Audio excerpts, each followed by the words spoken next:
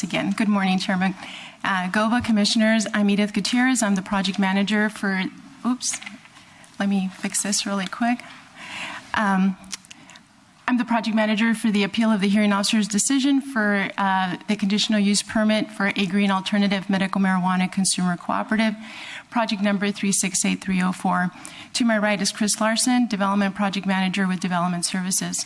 This project was continued from December 18, 2014 per the applicant's request so that all the commissioners can be present to hear this item.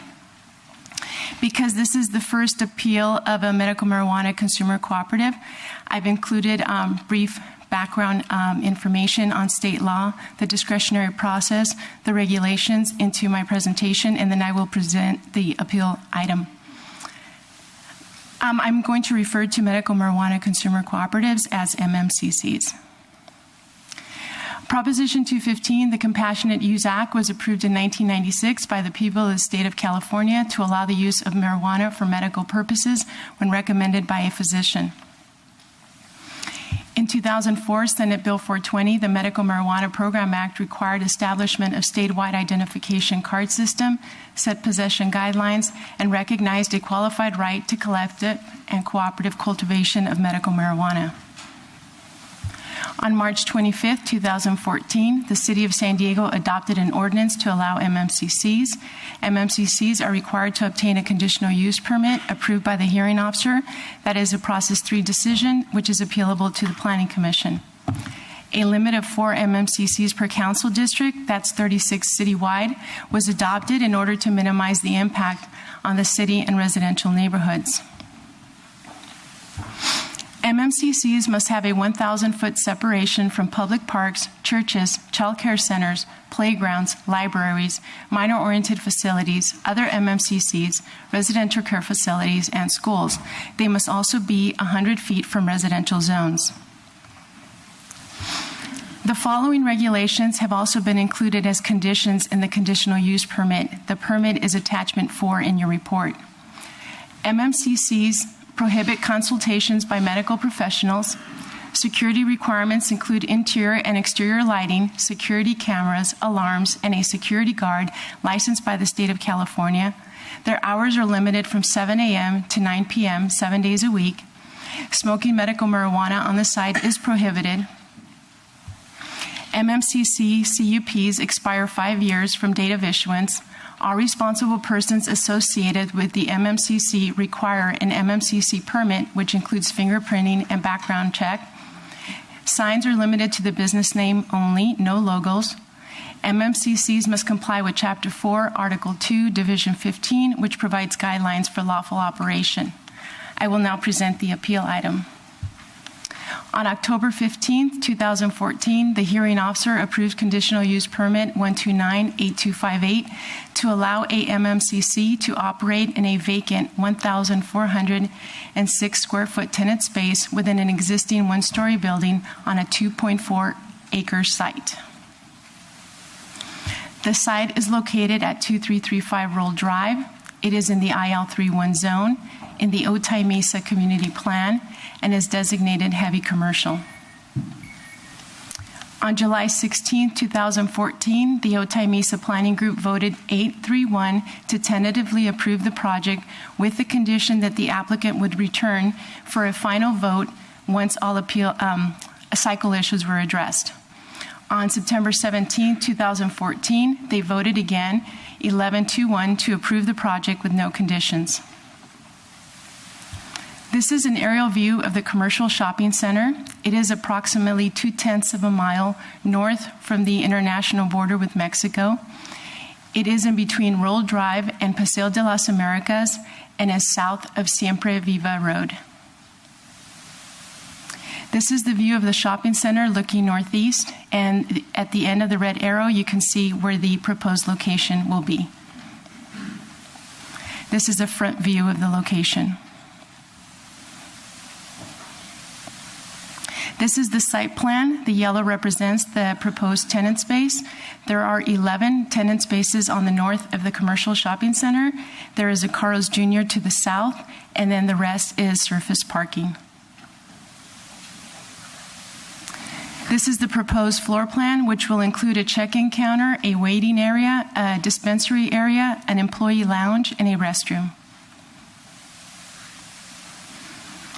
On October 27, 2014, Barbara Gordon filed an appeal on grounds of findings not supported in new information. The appeal package is attachment 1 in your report. I have summarized 4 of the key issues: land use designation, public health, safety, and welfare, violation of the spirit of the CUP, and not in an appropriate location. Appeal issue number 1 is that the land use designation, heavy commercial, does not fairly describe this parcel, which is a series of 8 small family-owned businesses and a Carl's Jr. that have adults and children present during business hours. Staff's response is that the site is designated heavy commercial per the Otay Community Plan. Heavy commercial allows commercial services. MMCCs are commercial services and therefore consistent with the community plan. The property owner of the commercial center is requesting the conditional use permit. The 1,000-foot separation distance is a restriction of uses, not children present within 1,000 feet. Appeal issue number 2 is that the existing 8 family-owned businesses will have a negative impact due to loitering, marijuana smoking, odor, and robberies. Research studies and police crime statistics should have been included in the hearing officer's report. Additionally, San Diego Municipal Code Chapter 4, Health and Sanitation, is currently being reviewed by the Public Safety and Livable Neighborhoods for possible changes to the regulations. Staff's response is that MMCCs are limited to 36 citywide, 4 per council district, to not impact the community. Also, this application is the only application in Otay Mesa. The permit conditions that I mentioned earlier in my presentation have been included in the conditional use permit in order to avoid adverse impacts to health, safety, and welfare of the community. The property owner of the commercial center is requesting the conditional use permit. Medical marijuana is allowed by state law, and therefore statistics and reports are not required for this process. The MMCC health and sanitation regulations in Chapter 4 have been adopted and are in effect until the new ordinance is adopted. Appeal issue number 3 is that the proposed development is in violation of the spirit of the conditional use permit, which requires a 1,000-foot separation from parks, churches, child care centers, playgrounds, libraries, minor-oriented facilities, other MMCCs, residential care facilities, and schools. There are as many children as adults at this location. Staff's response is that the 1,000-foot separation distance is a restriction from uses, not children present within 1,000 feet. Appeal issue number 4 is that the proposed MMCC is not an appropriate location as it will be in the center of small businesses. It will affect owners, tenants, other livelihood, safety, and quality of life. The owners, tenants need a chance to describe their situation to the hearing officer. Additionally, the notice of public hearing did not have the hearing officer's contact information. Staff's response is once again that MMCCs are limited to 36 citywide, 4 per council district, to not impact the community. The permit conditions have been included to avoid adverse impacts to health, safety, and welfare of the community.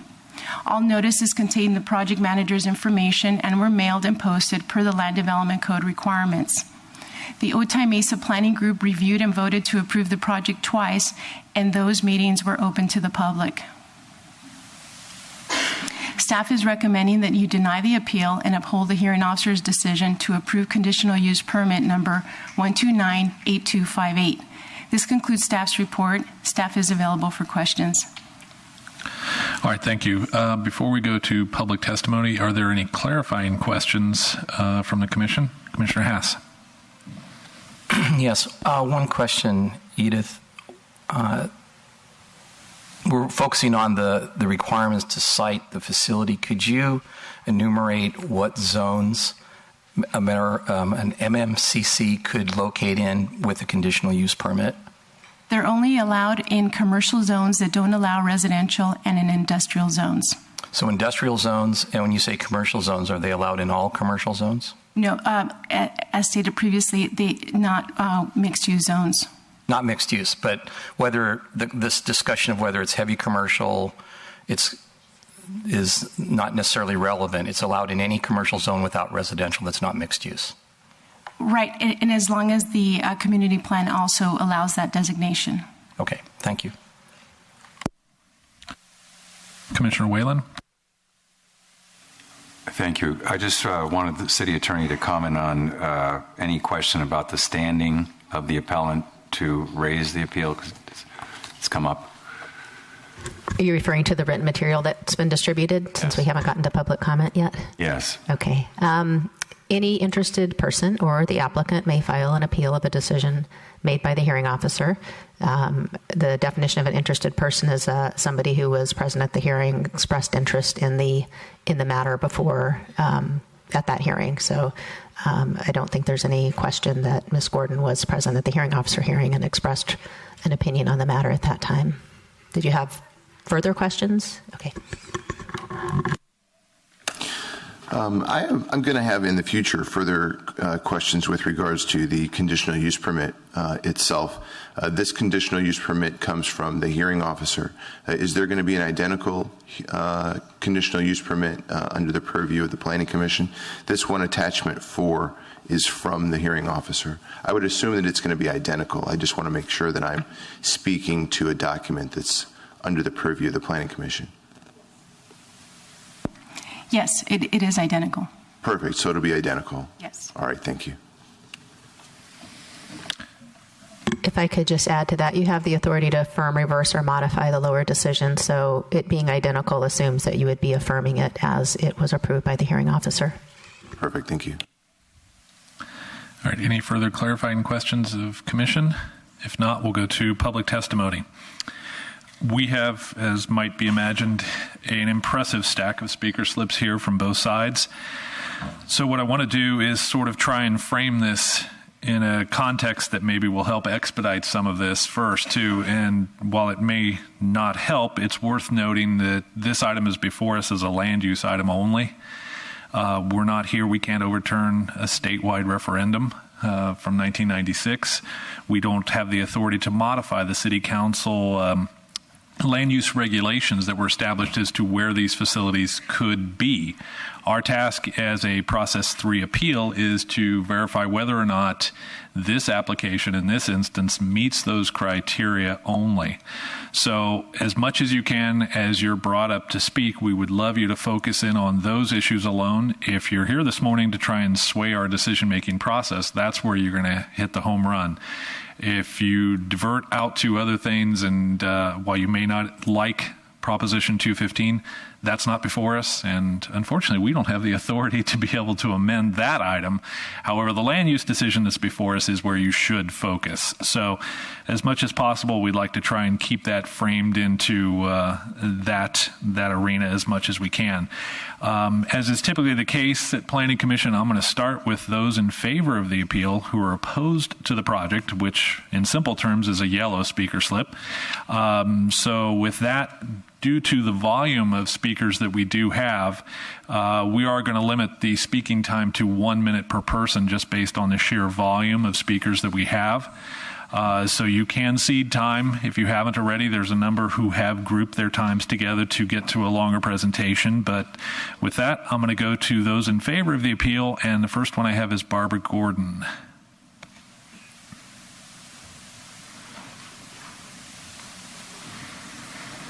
And Ms. Gordon, while you're on your way up, as the official appellant of this, if you need more time, do you have an idea how long you would like to speak on this?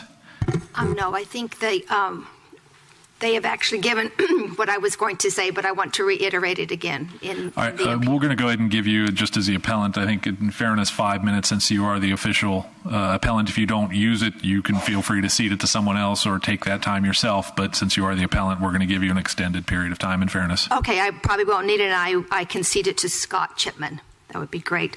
Again, the proposed pot shop that we're talking about is in an existing retail shopping center that, like you saw, has a variety of stores and restaurants that are in it. I think, again, this land use designated as heavy commercial, but doesn't really actually describe, if you've seen it the location of these family-owned businesses and the Carl's Jr., which has many children and many adults present during business hours. Again, I do not think this is an appropriate location for a business to sell marijuana out of a storefront. The proposed business, I believe, really does violate the spirit of the CUP, which requires that 1,000 separation from the parks, church, child care, playgrounds, and especially children-oriented businesses. This pot shop is going to be detrimental to the public health, safety, and welfare for many reasons, like I had said. Pot shop customers, because we've seen in the past, hang around the stores. There's smoking in the shops and in the parking lot.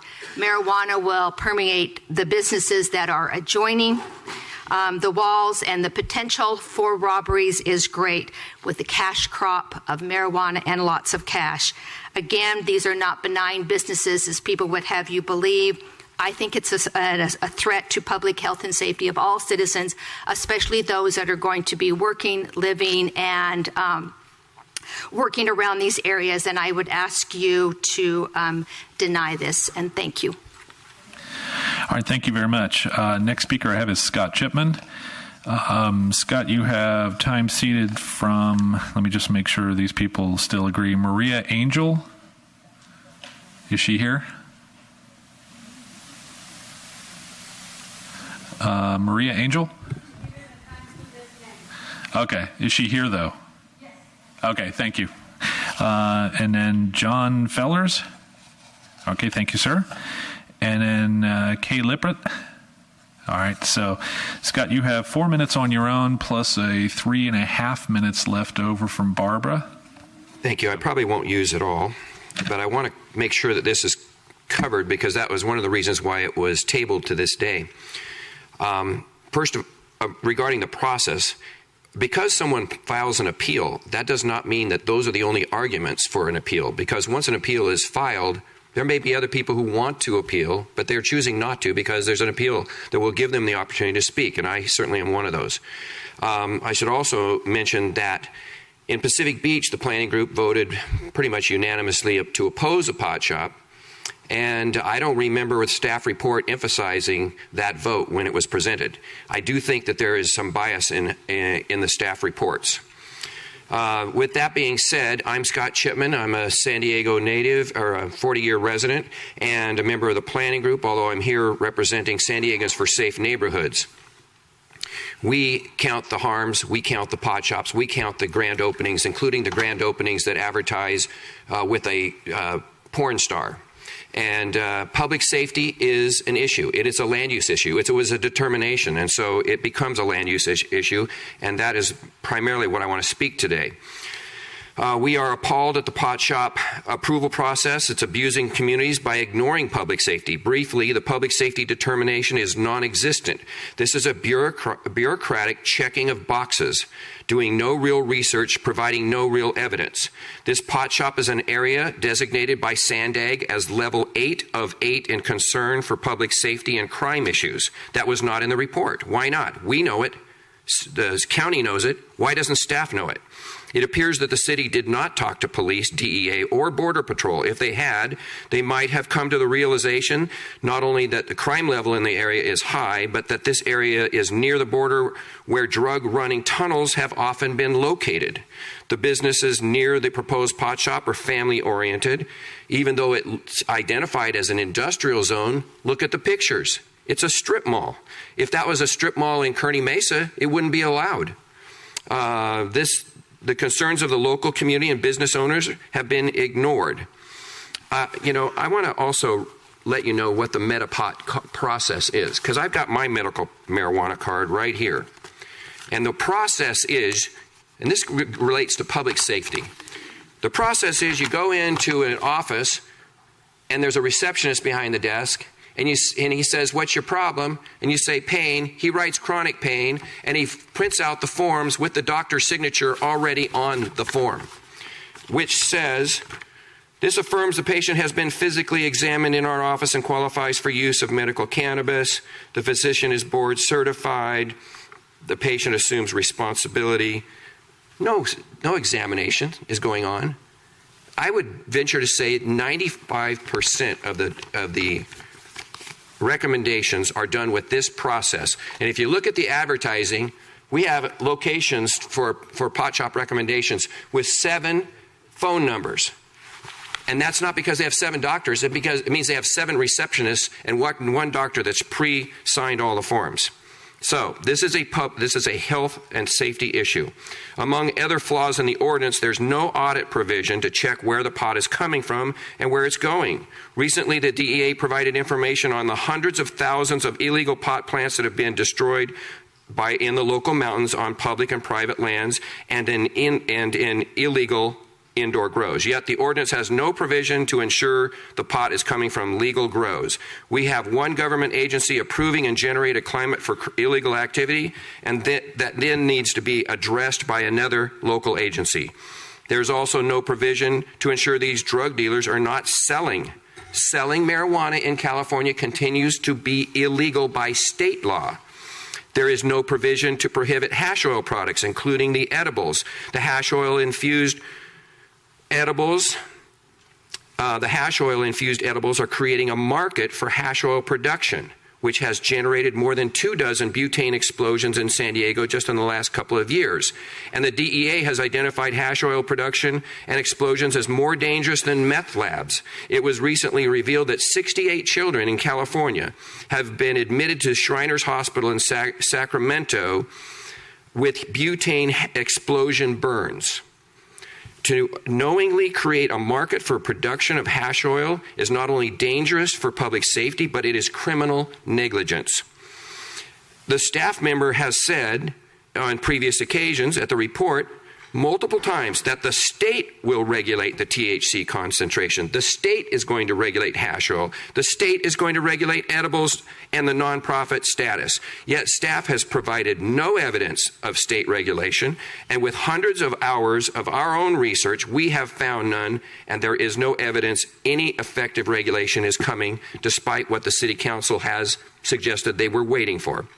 The regulations and conditions are not what is necessary to avoid adverse impacts upon health, safety, the general welfare of persons patronizing, residing, or working within the surrounding area.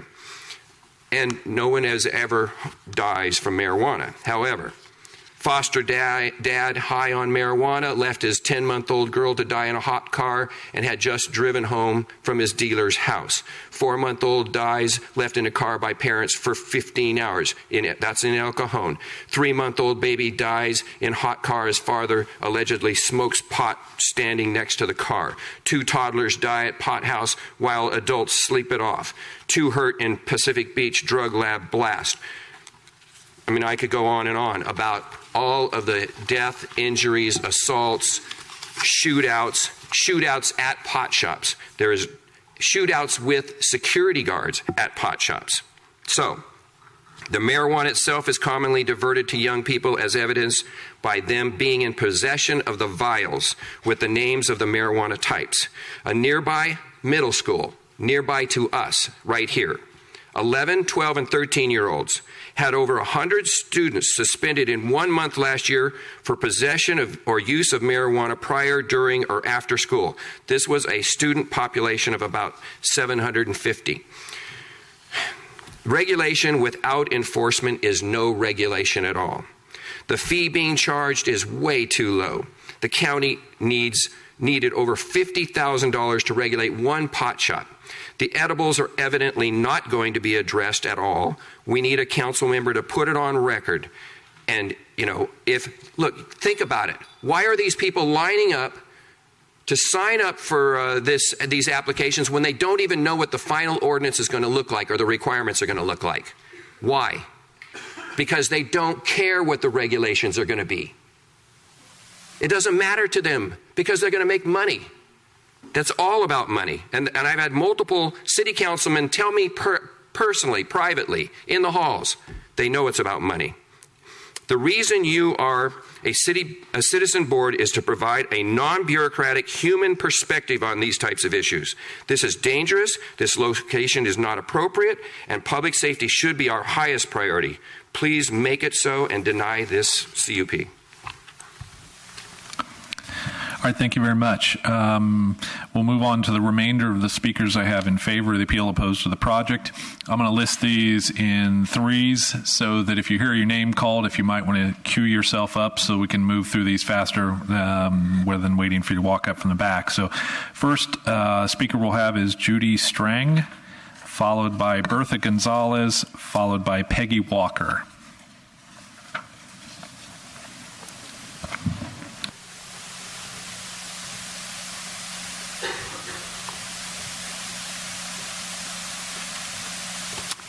Good morning. It's great to be in front of a group of citizens who are devoted to our public safety here in the city. As a resident of the city, a property owner, and someone who works in the city, I was at the Carl's Jr. shopping mall where Vallarta's and all the other small businesses are. I was there this week. I'll be there next week. I've been there in the past, and I wanted to make sure you understand that these really are Latino-owned and operated businesses, are all the businesses in the next tier around them that are close and clustered. It's a wonderful place to shop and to eat. But what's interesting about this particular group of Latino-owned businesses is that they don't really have English as a second language. Many of them don't speak English at all. And that's great for those of us who speak Spanish and who love that experience. And it is a wonderful place to be. But it means that they can't come and speak to you. And so I'm sort of there on their behalf. This is a horrible thing to happen to them. And it really does affect their ability to operate and have a successful livelihood there. I would just like to hand this out as I close. This came from San Diego PD. It's a SEPTED report that they've put out regarding crime prevention by design. And to my knowledge, it wasn't part of your information. I wanted to make sure that you saw what our PD is providing regarding pot shops. All right, thank you. Next speaker I have is Bertha Gonzalez, followed by Peggy Walker and Christine Griffiths. Buenos días. My name is Berta Alicia Gonzalez, and I am not representing anyone but myself. But I'd like to know, for you to know that I am in the San Isidro Planning Group since the inception many, many years ago. And I was for a while representing San Isidro Planning Group at Otay Mesa. And thank heaven I get to learn many things about Otay Mesa. For one thing, it's a city or it's a place that is developing.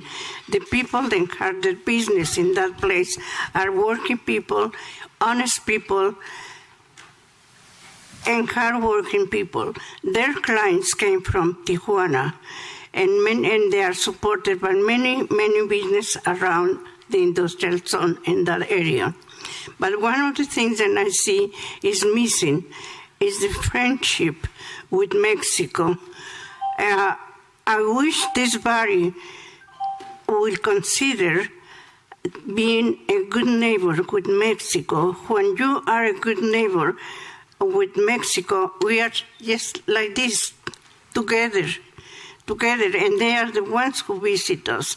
And Mexican families are very family oriented. And they go to the doctor, they take their children. They go to the school, of course, they take their children. They go shopping, they take their children. So, and I wish you take that into consideration, because we grow in San Diego, and we grow in the state, and we grow in the United States, economically speaking, thanks to the purchasing power of Mexico. Ma'am, if I could ask you to sort of summarize and wrap up. You're yes, well over your time. But I just wanted to say to consider Otay Mesa one of the best places, and not to have this, for all what the gentleman mentioned, to consider not to give them the privilege to have the business in that area. Thank you. Muchas gracias. All right, thank you. Next speaker I have is Peggy Walker, followed by Christine Griffiths, followed by Dean Scott. Good morning. I feel that this is a very inappropriate use for this center because it's such a family-oriented center. We went there. There's a store 2 doors down that is a home decorator store. A friend of mine, it's an outlet, a decorator, a friend of mine took me there, and it may be the first casualty of this dispensary because the owner, while we were shopping, said they're leaving. Why are they leaving? Because the dispensary is going in 2 doors down and may want their space. This seems strange because the space the dispensary is taking is huge. While we were there, it's front and center in the center as well. While we were there were kids skateboarding. It's family oriented, very much so. The Subway next door, there's a McDonald's, there's a Carl's Jr., there's a cute little shoe store boutique, all kinds of family oriented businesses. I feel very badly for these people, as this lady just spoke. I feel like they're the sacrificial lambs of a highly paid, well-financed marijuana lobby that is pushing this through for the sick and fragile who are supposed to be the beneficiaries, even at the same time that the leading experts in the country say these dispensaries may put the sick and fragile at the most risk of all because of the products they sell. Dr. Bertha Madras is a Harvard psychobiologist. She spoke on behalf of against dispensaries, and I've got a handout for you. I hope that you'll read it. It will tell you everything you need to know about marijuana and its effects and why it is not good for the sick and the fragile. Once again, I think this is a very poor land use for a very family-oriented center. All right, thank you, ma'am. Next speaker I have is Christine Griffiths.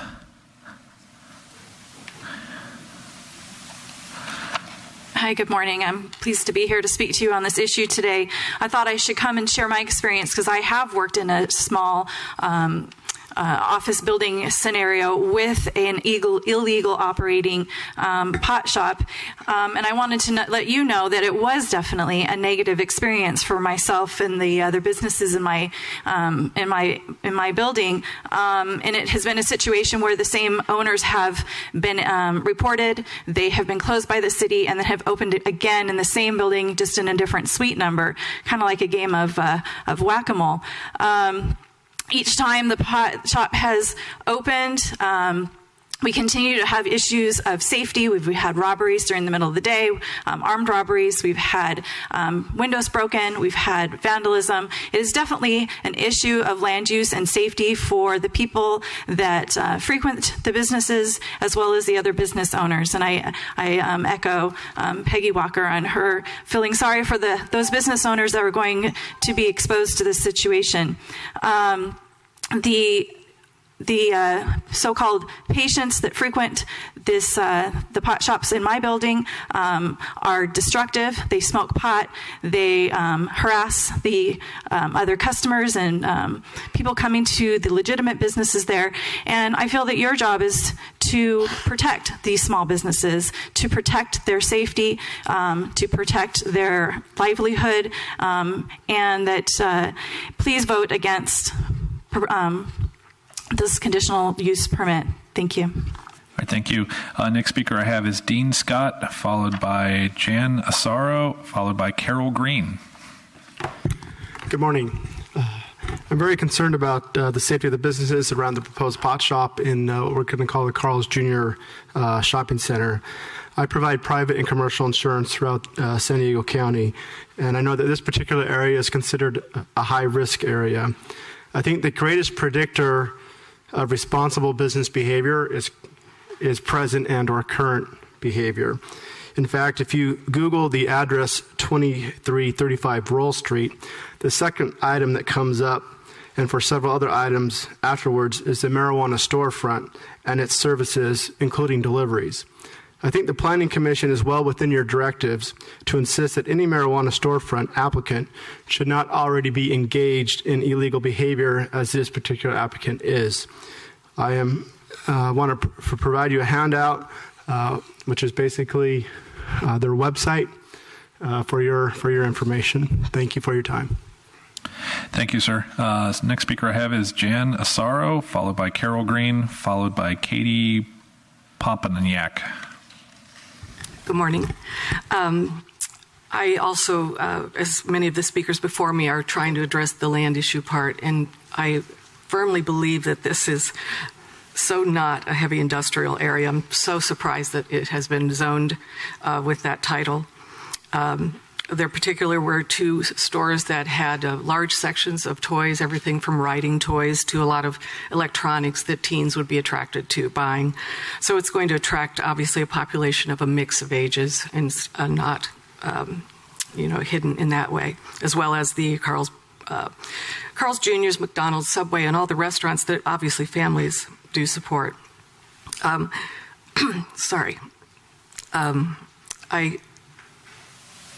I don't believe that the guidelines that you have set for pot shops in the kind of areas that it seemed the spirit of them to be planned was, again, not visible to families and children, is not being met here.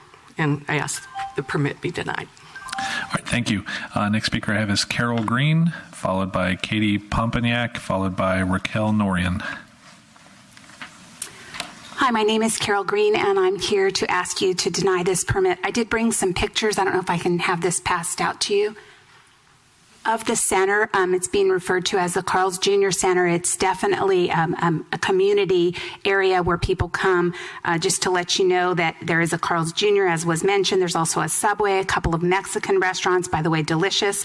There's a duty-free shop right next door to the proposed pot shop. There's an IHOP and a McDonald's right across the street. Now, the interesting thing is I went into the duty-free store and I asked the guys that were working there how they felt about it. And I kind of thought that they were going to be in favor of it. And they said this is a big problem for them because at the duty-free shop, they have to sell, if they sell alcohol or tobacco products, they have to walk the people or drive them to the border and make sure they go into Mexico. They can't stay in the United States. And of course, anyone that gets marijuana has to stay in the United States. They can't cross the border into Mexico, where, by the way, it's illegal.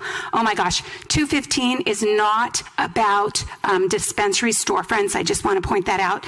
And this area is a danger to our children and community. The other thing to point out is that the city's response is always that it's limited to 36 citywide, but let's look at where we're putting these, not commercial areas and not high crime areas. Let's tuck them away where they're not going to have the impact and send the message to our children that it's okay and that it's legal, because this is supposed to be very specific areas. Thank you for your consideration.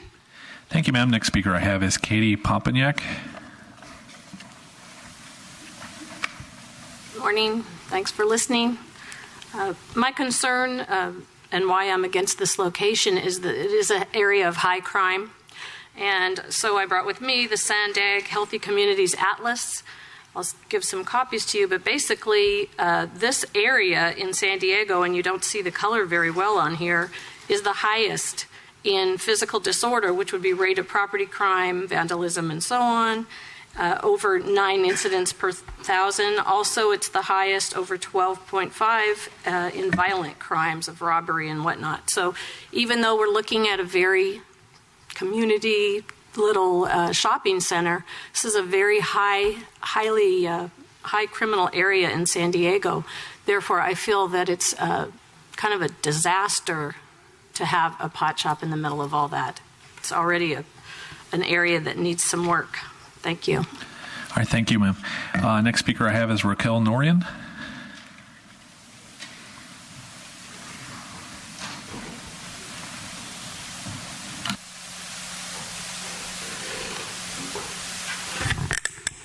Good morning, all members of this board. My name is Raquel Moran. I live in San Isidro for almost 40 years, and I just wanted to ask you to don't support this this project.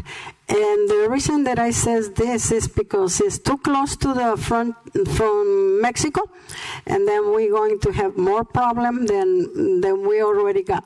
And I just wanted to ask all the boards here, and don't offend, I don't want to offend nobody, but I just wanted to know, putting these dispensers around our communities, is any money who comes to San Diego, or it's just something that you have to do for the state? And let me tell you, the people from the state, they don't live in our communities. They don't know our communities. And some of the people who support this this project, they don't live in our communities. And I think it looks like it's a very good business selling marijuana, because there's a lot of people who support this, and it's not right for our young kids and communities. Thank you. All right, thank you, ma'am. Okay, that is what I show as the end of the speakers in favor of the appeal, which means you're opposed to the project. These sometimes get a little confusing when people fill out the speaker slip, so I want to make sure that anybody fill out a speaker slip who would like to speak opposed to the project that we did not call yet. All right, seeing none, then we'll move on to those opposed to the appeal, which means you're in favor of the project. We start off with an organized presentation, which I've got David Blair, Vicky Estrada, Susan Billard, Greg Magdaloff, Zachary Lazarus, and Bob Walker, I believe.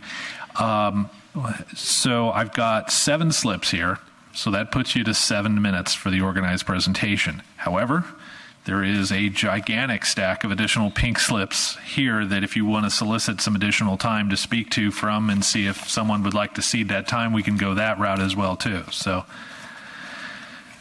there should be several that have done that already. Yeah, maybe. I can go through those. And Mr. Chair, while you're doing that, may I please ask staff a pertinent clarifying question that many of us on the panel have? It's been alluded that the store is currently open. It's many of our positions on the board here that the store, in fact, has not been opened, and they are not currently selling any product at this juncture. Is that correct?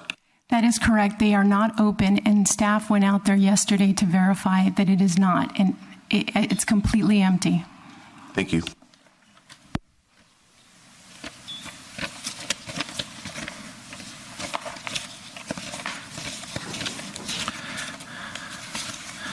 All right, Ms. Estrada, that's the extent.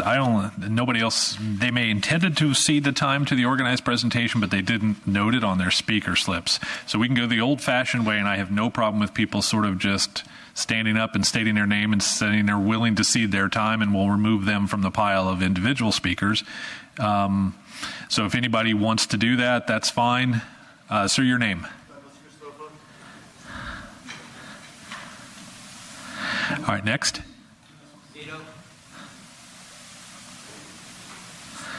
Next. Next.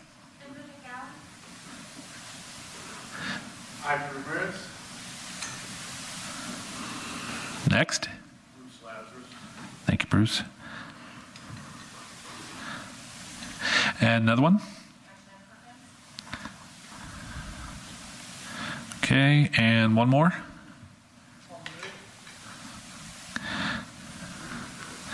All right, so Ms. Estrada, that takes you up to the 15 minutes you originally requested. Obviously, if you run out of that, we can revisit that issue because there were more people standing that were willing to cede the time, but let's try it with the 15 minutes you requested, and please feel free to proceed in the order you like. Good morning, Commissioners, Deputy City Attorney, Ms. Gutierrez, ladies and gentlemen. I'd like to introduce myself. I am Dr. David R. Blair, and I am the responsible party for this application. I moved to San Diego in 1996, and within a few months of being here, I founded an educational nonprofit that collaborated with county schools, city schools, as well as most of the school districts within the county of San Diego. I left the nonprofit and returned to school. I completed my master's in nonprofit leadership and management at University of San Diego, and I was the very first accepted from the master's program into the doctoral program because they liked me. I did good work. I applied myself, And before graduation, I was teaching for National University. And in 2008, I began teaching for San Diego State University in the School of Management. And I have taught 41 business ethics classes. We know right from wrong. We know what the ordinance says. The reason that we floated to the first position is because every time the city requested something of us, we doubled it. For instance, the city requires that we have a guard present while we're open. We felt that was not good enough, and we wanted to be better neighbors than that. And so we've hired Omni Security to provide us with 24/7 guard services. With every request, again, we responded in kind to the city because we believe in this ordinance. We believe in the process. We believe in your wisdom. And you will see speakers.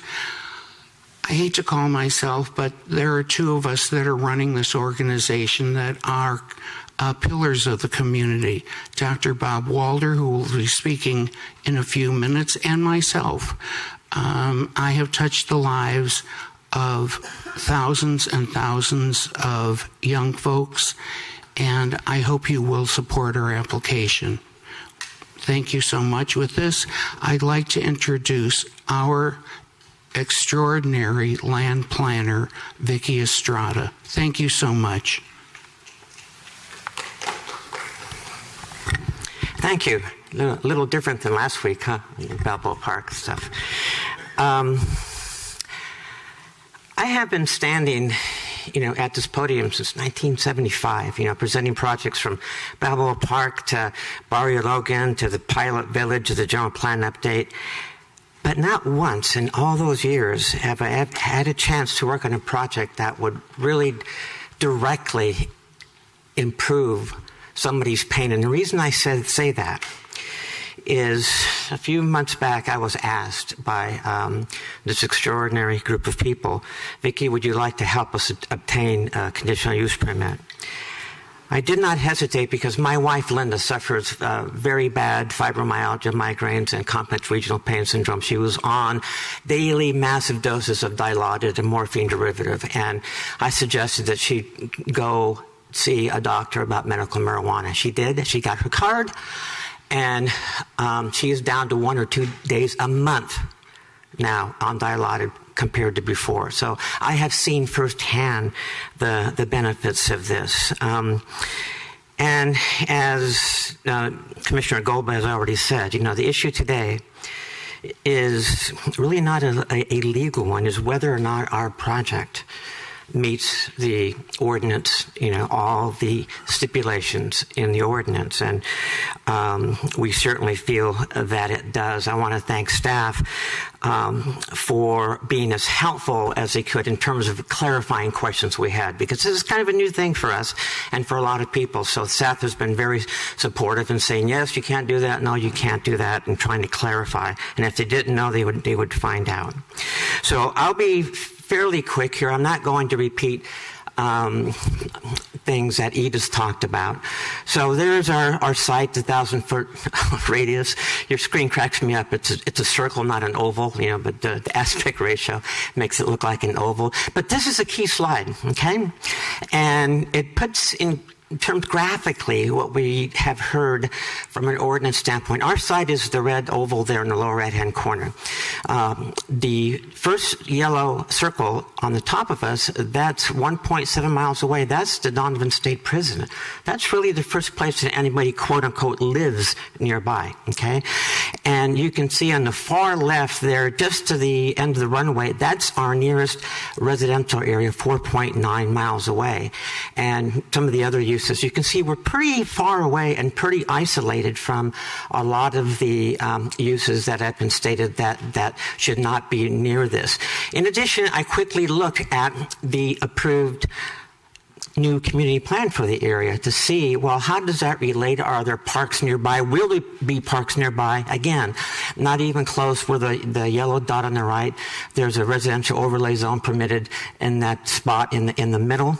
Here's a couple other shots that kind of show Donovan Prison and Otay Lake in the background and relative to our site. A few other enlargements here, just to clarify.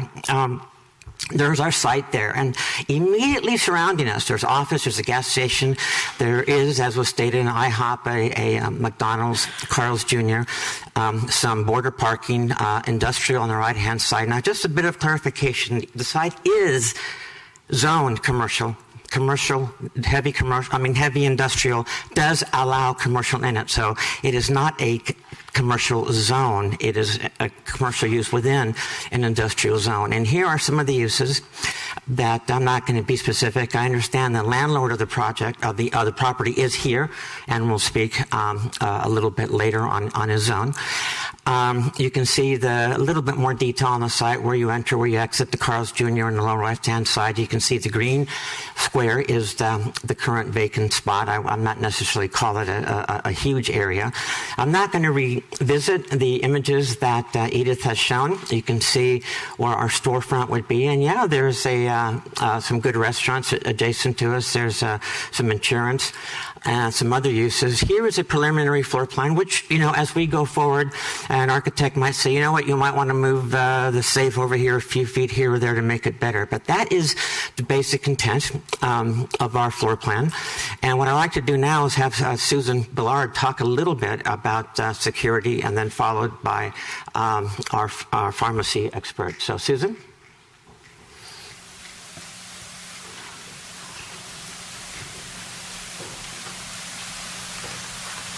Good morning.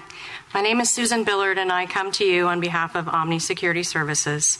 I am a law enforcement officer with the Portland Police Bureau, and have been so for 10 years. My primary expertise results in the areas of street crimes enforcement, and drugs and vice division. I'm here to speak with regard to what we've seen in Portland and what maybe you can anticipate and not anticipate with this site. In Portland, Oregon, we have our medical marijuana shops 2 blocks from a high school. We have our medical marijuana shops right across the street where my children see their children's dentist. We have medical marijuana shops right behind an apartment complex playground where kids play. And still, even with that loose of zoning requirements that we have in Portland, the biggest call I ever get at one of these shops is a shoplift. We don't have the overwhelming presence of crime around these medical marijuana shops. I haven't been to an armed robbery with a shootout, and I'm in the busiest precinct in the entire city that has the majority of these medical marijuana facilities, so I can speak with authority on this subject. With regard to what this site, what a green alternative is trying to accomplish, I see things that I wish we would have implemented in Portland. Not having the facility within 1,000 feet of a school, park, church, playground, all of the things that we don't have in Portland. Having it in a commercial, not a mixed-use zone, where it's part of a strip mall, so to speak. Nowhere near. The nearest person that lives around there is at a correctional facility. For me, this would be ideal. And I speak not only as a law enforcement official, but also as a mother of 2, who has concerns about this in general, but still believe that if we had gone to this step, this would have been a successful program, as it will be a successful program for you. I can say that. Their security plan that they're putting in place goes over and above beyond what you have asked for. 24-hour armed guard. I can tell you, with the 24-hour armed guard, a 24-hour camera surveillance system, actually outside into the parking lot, if this is a high crime area, it will reduce it. Anyone whose car's broken into, they'll now be on video. There's nothing that deters crime more than the presence of a uniformed armed guard, a 24-hour camera surveillance system, and then also a metal detector. I can't imagine that level of security in the marijuana shops that we have in Portland, Oregon. If this location was to open up in my patrol district, I would support it. I wish that we had done it this way. Thank you.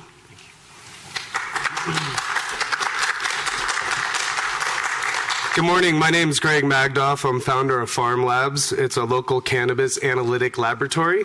And Green Alternative has demanded they take the extra step to ensure the health and safety of their patients through laboratory testing. They've decided to test all their medicines for potency, residual solvents, eliminating butane extracts on their shelves, pesticides, microbial, and heavy metals. That ensures their patients have access to safe and healthy medicine. So we have a couple more speakers as part of the organized presentation, but again, just to obviously remind you that we urge the Commission to deny the appeal and uphold the hearing officer, because our project not only meets, it far exceeds every element of the ordinance. Zachary?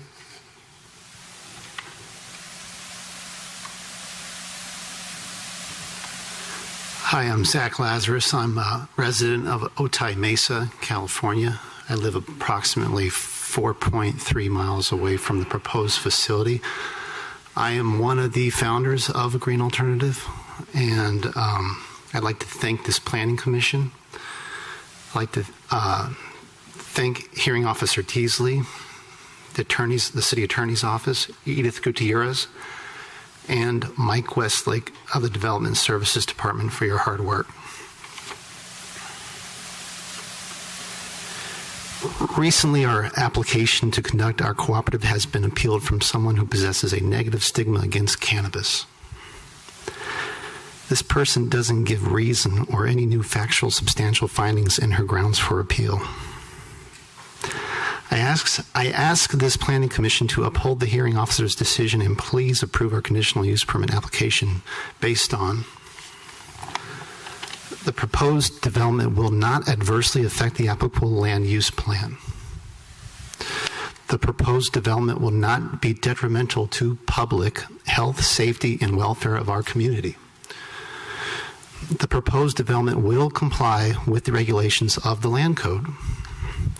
The proposed use is appropriate at the proposed location. A Green Alternative, our managing members, our associate members, and patients intend to follow every act, bill, ordinance, and future act, bill, or ordinance to the letter of the law. When given the privilege to operate with our conditional use permit, we will operate safely, ethically, and serve patients in need of medical grade cannabis. We will facilitate prosperity, will better the quality of life of the patient community within the greater San Diego area. In addition to operating safely and ethically, our non-for-profit community outreach intends to set the benchmark for others to follow.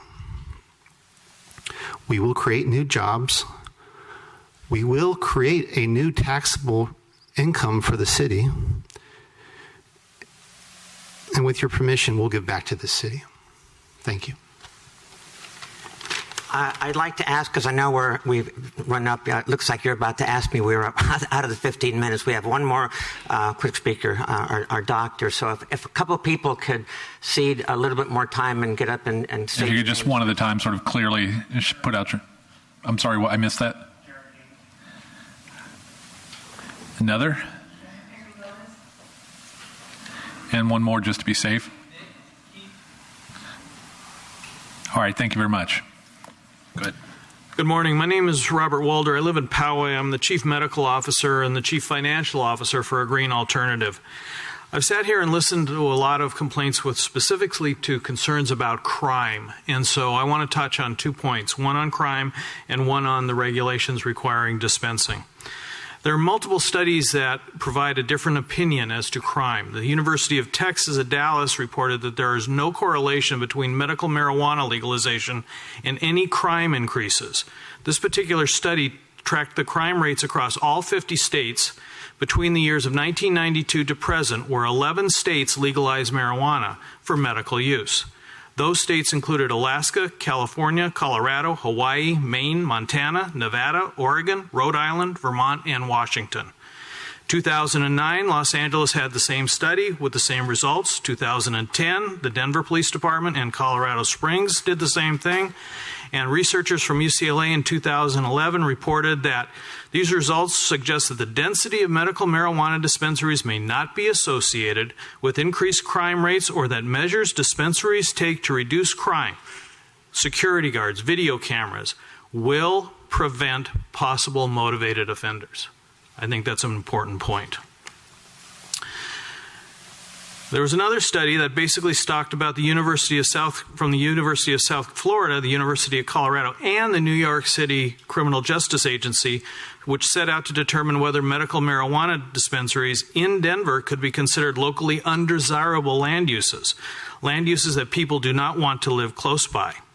Those researchers studied 275 medical marijuana centers in 75 different Denver neighborhoods and concluded that while public officials and especially law enforcement clearly warn residents about the negative effects of those centers on the communities in which they are situated, there is little evidence that residents are listening, as these centers do not appear to have any impact on the urban landscape and therefore help the communities in which they are located.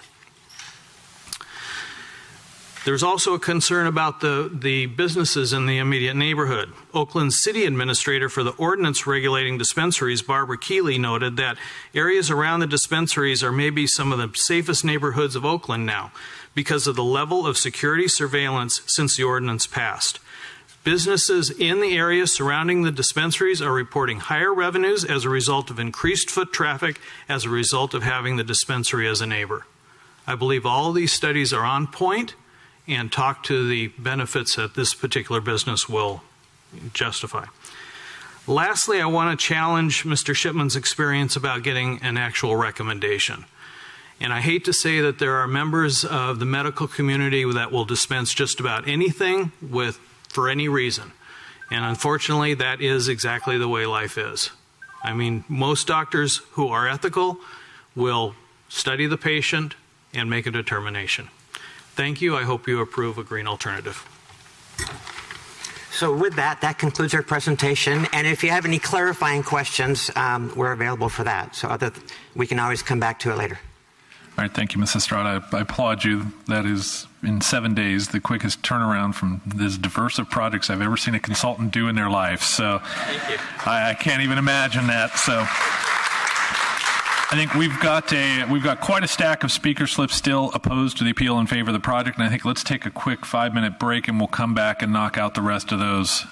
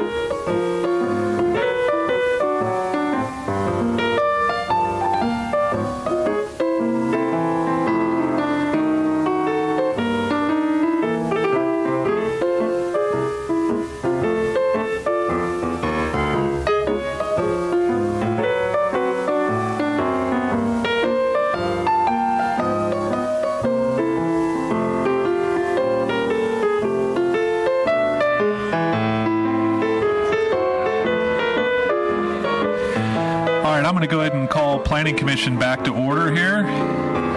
If we could return to our seats, we'll go ahead and get going with the rest of our public testimony. We have a large pile of speakers still remaining this morning. At the 1 minute per person, I'm going to call 3 names at once. And if possible, if you could, if you're in that queue, as number 2 or number 3 speaker, if you could please make your way on up here and either stand in the hall or find a seat. That'll speed things along as well, too. I do want to frame the rest of the public testimony because this is outside the organized presentation. The folks that were opposed to the project in favor of the appeal did a very good job of framing their testimony for the land use decision that we are here to make today.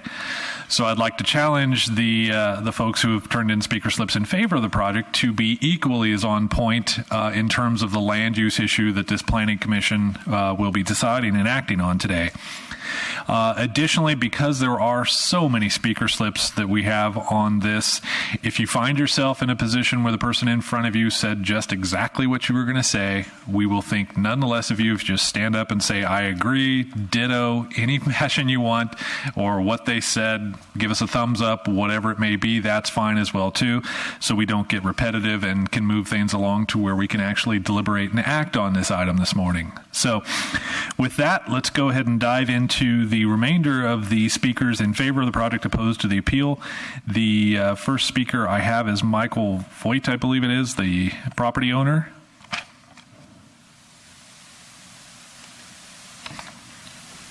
Good morning. Is there anyone out there that can concede a minute to me? All right, thank you, ma'am. Thank you. I think I can do it in 2 minutes. Good morning. My name is Mike Vogt. I'm the property owner. I built the property about 20 years ago, and in that time, we have enjoyed a very high occupancy because we choose our tenants carefully. Other properties in the area have been foreclosed on, other retail properties, and we have not. So we are in favor of this project for a number of reasons. The first is the applicant is the right applicant. I am convinced that all their security measures are correct and that they will do a good job. Secondly, I want to point out that this is a commercial industrial zone that is not anywhere near a park or a school or a church. It is commercial and industrial. And in fact, what is there within a stone's throw is DEA, ICE, and Customs. And as a property owner of many properties in that neighborhood, I can tell you that I've had absolutely no problems with crime. So that center itself is very, very safe. I want to open up for any questions that you might have with me as a property owner, because I've thought about this a lot. And in the 30 years I've been in business, and much of that in Otay Mesa, I was the founding president of the Otay Mesa Chamber of Commerce. I served 10 years as the planning chairman of the Otay Mesa Planning Group. I care about the community, and I have chosen my tenants carefully, and I think this is the right tenant at the right time, at the right location. Thank you. All right, thank you, sir. Moving on, the next speaker I have is Cesara Velasquez, followed by Martha Sullivan, followed by Lynn Sandoval. And I have time seated by Marcy and Scott Levin and James Schmachtenberger, all of whom are in the audience and stand up. All right, let's do this a little slower. Marcy and... All right, and the other one? James Schmachtenberger. Thank you, sir.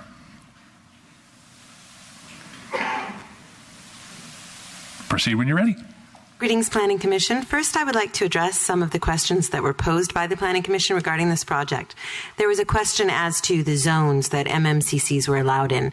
Let me assure you they are very limited. There are about 16 to 18 planning zones in San Diego. Of those zones, only, or perhaps more than that, the only IL31, IL11, CC21, CC22, CC23, CR21, and CO22 zones would allow for this use, and the compatible community planning districts. That's a very, very limited number of zones. In fact, of these zones, 2 of those zone designations I said actually don't exist in the city. They are only here on paper.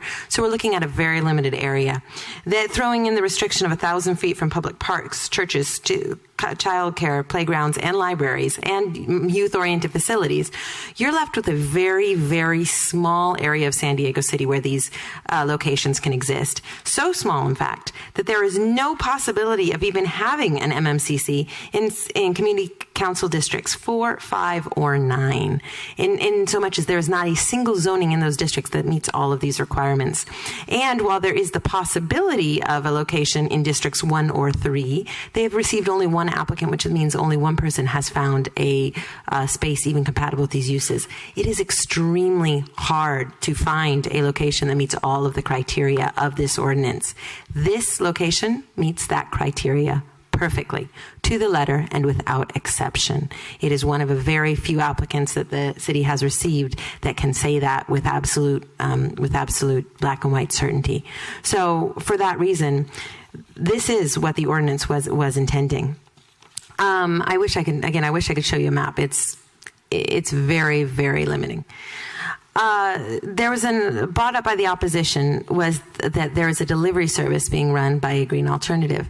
For the record, a delivery service is not currently regulated by city code, but it is allowed under state law.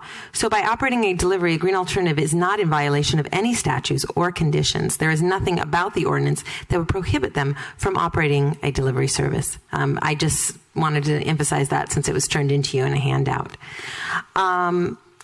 One other thing I'd like to talk about are the appellant's true motives was revealed in the presentation by Scott Chipman. As you recall, Barbara Gordon ceded her time to Scott Chipman.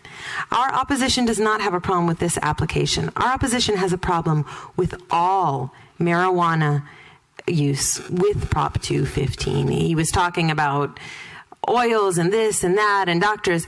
Every one applicant that comes before you, these same group of oppositions will be in opposition, and they will find an excuse, a reason to oppose that project. In some cases, they may stumble upon a valid point. In this case, they have stumbled upon none. So that they are appealing this to the Planning Commission does not mean there is true merit to their appeal. As I had said before, there is no location that could better meet the criteria of the ordinance than this location. So please reject this baseless appeal. Since it appears I have time to say it, I do want to, it's a little off topic, but Mr. Chipman hid in his presentation that he had received a card by citing pain. Well, Mr. Chipman may mock pain treatment and may have fraudulently obtained a medical marijuana card by lying to a doctor regarding his condition. But severe pain is a very real condition affecting large amounts of residents in our city, including many with severe and terminal illnesses. Marijuana is one of the safest medications for pain, allowing patients to stay more alert than with other drugs, to be there with their families in their final days, and to mitigate their pain without dangerous side effects and without danger of a serious overdose. So to say a doctor gave me a recommendation for marijuana for pain, well, that's what it's there for. Thank you very much. Thank you. And one more protocol that we probably didn't discuss is, in general, if you agree with the speaker, in order to keep things moving along, what we generally have suggested is you just raise your hands and sort of wave them in the air, which is a nice silent and quick and effective and keeps things moving along. So you can wave, you can do the wave across the back of the room for all we care, but that will get the point that you agree without slowing down the process. So our next speaker is Martha Sullivan, followed by Lynn Sandoval, followed by Terry Best. Good morning, Commissioners. My name is Martha Sullivan. I live in Claremont, District 6, and I've been following the medical marijuana permitting saga here in San Diego for a few years now, and I'm glad to finally, be at a point where we're about to issue a conditional use permit to our first medical marijuana dispensary. It's going to be 20 years next year since the Compassionate Use Act was passed. And so, it's about time. So I'm glad you guys are getting there. I would like to make one point, and maybe it's obvious, but I want to just say it on the record. If robberies and shootouts and all that are a constraint for land use siting, then where are we going to put the banks? Thank you. Thank you, ma'am. That didn't last very long, did it now? Okay. Half the audience got it, the other half didn't. Our next speaker is Lynn Sandoval, followed by Terry Best, followed by Lance Rogers. I just want to say I support the project and I do not support the appeal. I do not think it sounds. Thank you very much. Okay, Ms. Best, then you have up to 2 minutes to speak. Thank you. I won't need that, but thank you very much. My name is Terry Best. I'm a resident of San Diego, the city of San Diego. I also work with an organization called Americans for Safe Access. I have here a letter that our Director of Industry Affairs, Sarah Armstrong, attempted to fax last night, then again this morning, and I don't think she was ever successful. So I'd like to read it on the record and also provide a copy for the 7 of you. Thank you very much. She says, Dear honorable members, we are writing today to urge the Planning Commission to deny the appeal lodged by an out-of-area resident against Project 368304, a green alternative. After carefully considering the objections of the appeal, the hearing officer assigned to the matter found no merit to the objections. See Report 14083. Green Alternative has met all the criteria set forth by the City of San Diego to obtain a license. They received recommendations for approval from the Community Planners Group, Development Services, and every other reviewing agency along the way. A non-stakeholder should not be allowed to intervene at the last minute and disrupt the carefully researched decision of the city, particularly when studies have shown that crime decreases and surrounding businesses profit when a medical cannabis facility is allowed to operate in a commercial area. Americans for Safe Access is the nation's largest national member-based organization of patients, medical professionals, scientists, and concerned citizens promoting safe and legal access to marijuana for therapeutic use and research. We urge you to support the decision reached in Report 14-083 and deny the appeal lodged therein. This is signed by Sarah Armstrong, Director of Industry Affairs of Americans for Safe Access. Thank you very much for your time. Thank you, ma'am. Okay, just a couple stragglers that time. So a few more speakers, we'll have an A-plus audience here. Next speaker is Lance Rogers, followed by Chris Cronin, followed by Margaret Gilbert. I have time ceded to me by Paul Nager. Thank you. Thank you. Good morning, Commission. My name is Lance Rogers. I'm Senior Counsel at Brimmer, White, Brown & O'Meara, which is a full-service law firm in Newport Beach. Our firm is the largest cannabis business law firm in the United States, but I'm from San Diego. In 2008, I graduated from California Western School of Law. One of the first cases that I handed out of law school was a gentleman by the name of Jovan Jackson, who was prosecuted here locally. We received an acquittal in that case, and that case went on to establish the law that medical marijuana sales is lawful in the state of California in 2013. I'm very familiar with the law. Over the last 7 years, I've been helping cannabis businesses comply with state and local law.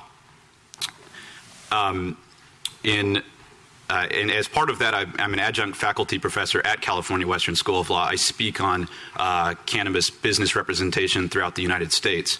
In 2012, I assisted Mother Earth Cooperative to become the first licensed dispensary in Southern California when they received the first license from the San Diego Sheriff's Department. I worked day to day with the sheriffs during that process, and that dispensary under a different owner is now open. I'm honored to represent a green alternative cooperative, and on behalf of my firm, we will ensure that all corporate matters are filed accordingly. A consumer cooperative is a unique entity structure.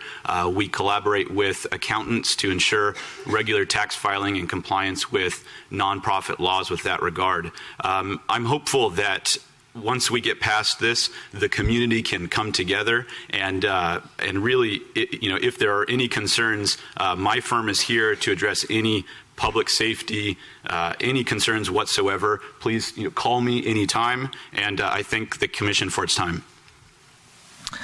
All right, thank you, sir. Next speaker I have is Chris Cronin, followed by Margaret Gilbert, followed by Melissa Cronin.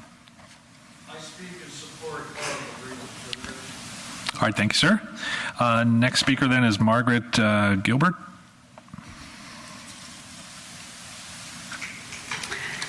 Good morning. I'm Margaret Joubert from the Alliance for Responsible Medicinal Access, or ARMA, which advocates for clear, appropriately strict regulations that allow safe, legal patient access while also ensuring neighborhood quality.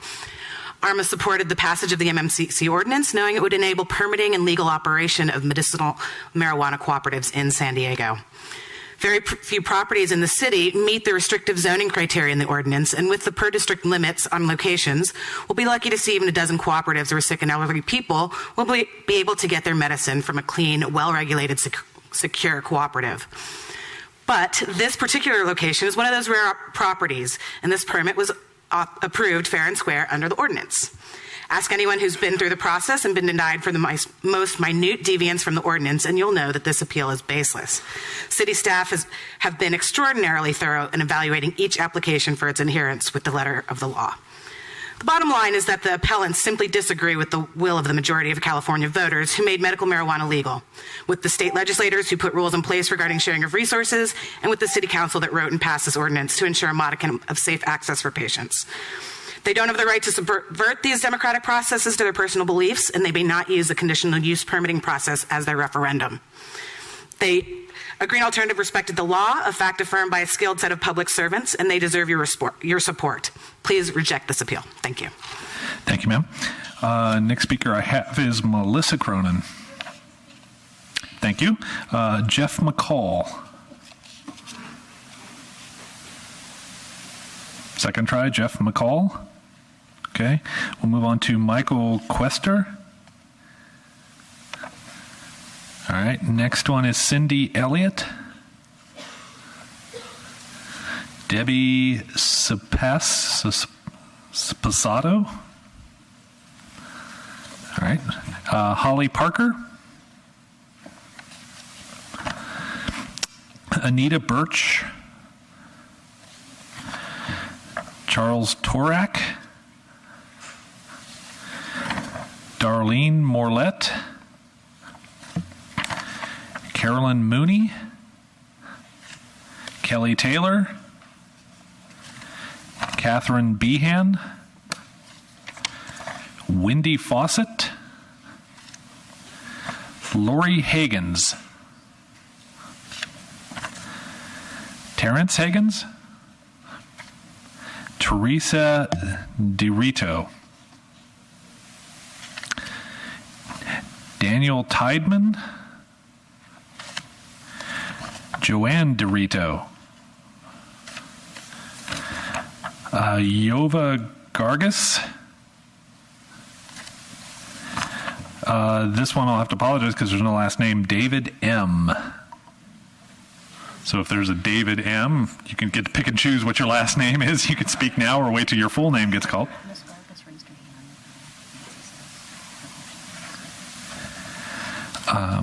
Let's see, Douglas Luke.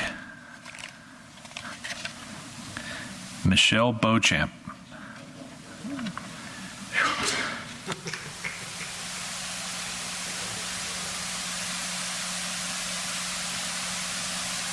Good afternoon. I'm merely a concerned citizen that lives with two patients, both dealing with major chronic pain. And zoning medical collectives out of the reach of patients is a very bad idea. I've heard a lot of talk mitigating our collective members to the recreational users, that we are advertised with porn stars, and it really isn't representative of the medical marijuana community at all. We are people that are families, taxpayers, mothers, fathers, brothers, sisters, and I'm going to cede the rest of my time to other people, but I definitely oppose the appeal. Thank you. All right, thank you, ma'am. Alex Schott.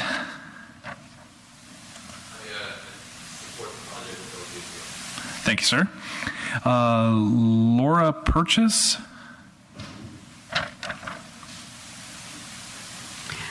Hello, thank you for listening. I'm Laura Purchase, MD. I'm a doctor. I'm a board-certified psychiatrist. I am speaking here today, not just as a doctor, but as a friend, as a grandmother of 9, as a sister whose sister had arthritis at age of 3. And for the record, I don't smoke marijuana, but I did inhale it in high school.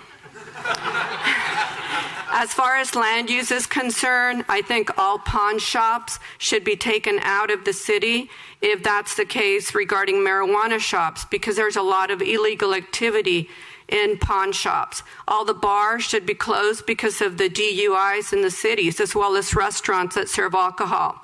We will turn all of our cities into jails and prisons. I worked at a city prison for 6 years, and I worked with opiate-dependent patients, the homeless, and substance abusers. I work with the mentally ill and dual diagnosis patients. As far as overdose is concerned, we're going to increase the use of illegal drugs. I was raised in the border of El Paso and Juarez, and there's kidnappings and killings due to illegal and not legal drug use. As far as the threat to public health that people talked about, we need to get street drugs out of the street and stop incarceration for all the Latinos, for Latino neighborhoods. I am from a Latino neighborhood. I myself was faced with those choices. Thank God I made the right choice. But the threat for public safety are overdoses and not treating the chronic health issues such as cancer, seizures. My husband's son just died of HIV in May. As far as doctors that do the wrong thing, well, what about when we go to an HMO and the doctor's typing and not even giving us eye-to-eye contact? Have you ever looked at your medical records afterwards and read your chart? Did they really do all that? Not all doctors are unethical. Thank you very much for listening and for your patience. Thank you, ma'am. Next speaker I have is Bertram Roberts.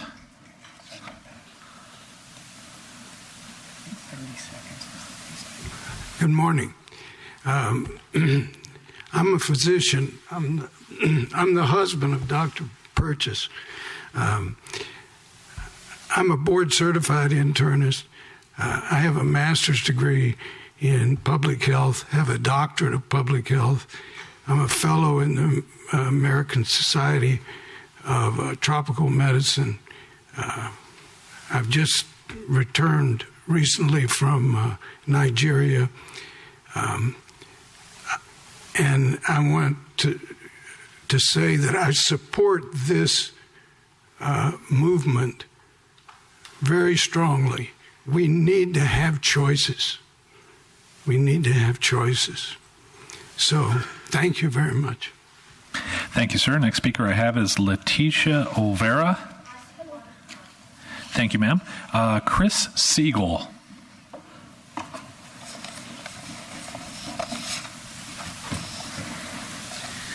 Good morning, and thank you, commissioners.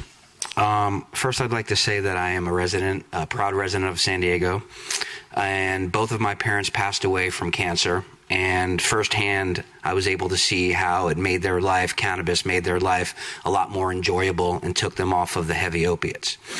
I represent United Patients Alliance. Our goal is to facilitate and support responsible providers of cannabis medicine to operate in a manner that supports patients' needs and has a positive impact on their community. On behalf of the United Patients Alliance, we ask that you support this project and reject the completely baseless appeal. We ask that you support this application because it has met the criteria set forth by the City of San Diego without exception.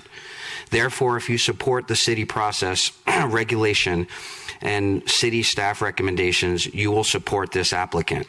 If you choose to honor this appeal, the Planning Commission will be choosing to oppose city policy as written. Please support city policy and reject this baseless appeal. Thank you. Thank you, sir. Next speaker I have is Rick Krakowski.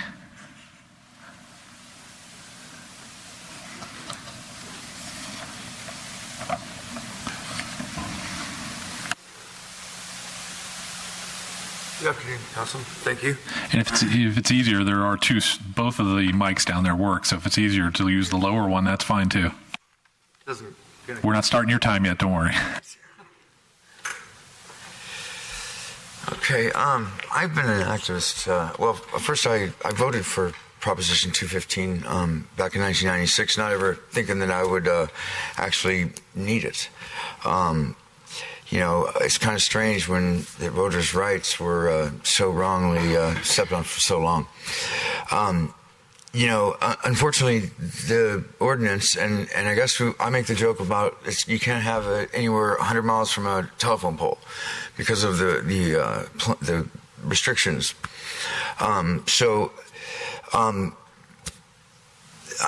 Addressing the opposition, basically these are nonprofit organizations. I mean, there's no selling and buying. It's reimbursing for the medicine. I also was, taking a lot of narcotics and made a choice one day that I would use medical cannabis. Yesterday the Society of Pediatrics asked the DEA to reschedule, and we know that needs to be done first before we really can do anything. But until we have safe access, and these guys, it's my job as an activist. I go to all the dispensaries that open up, all the ones that advertise there. I let them know that these activists have been doing this a long time, so that they have the doors open. We have set the standards that we want to be taxed and regulated. I was working on Measure J in La Mesa this last election, and our slogan kind of was, put drug dealers and cartels out of a job and have medical, safe access to a regulated facility.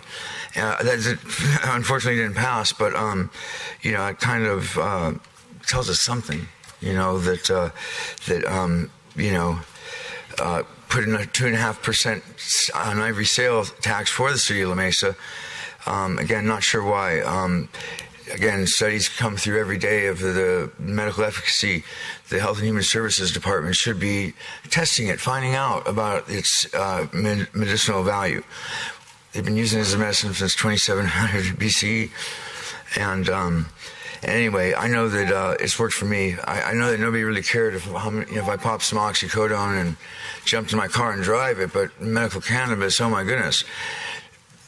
I go to all these places. They are all trying to do it by the book. They want to know. They want to put in patient-based standards for the industry. We've really trying to lay everything out make your job easy. And so hopefully, with these guys especially, because they're going way over and above anyone else. I've never seen such an operation. It was so well backed with doctors, and to me, that's what I'm looking for as a patient, is a reputable place that's not, shady or whatever it may be. I'm not sure where the zoning, got a badge, and it's kind of a civil thing, and now it's become almost a criminal thing. Everybody's out of compliance, but I know that we're trying. I mean, with those tough restrictions, there is no place 100 miles from a telephone pole. So, thank goodness when they can find one, because, All right, sir, if I could sort of get you to summarize. All right, sir. Well, that'll be it then. Thank you very much. Thank you. All right, next speaker I have is Greg Magdoff. I already spoke. I was part of the presentation. Okay, thank you. It didn't get clipped together. Sorry about that.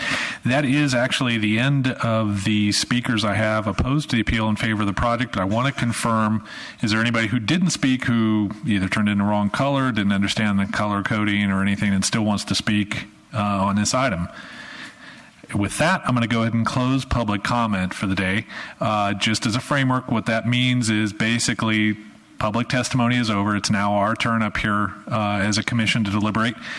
That we do have the ability to bring people back up, whether it be an interested party or an applicant, opponent, anything like that. But generally speaking, we don't want to have people shouting out from the audience or commenting or anything like that.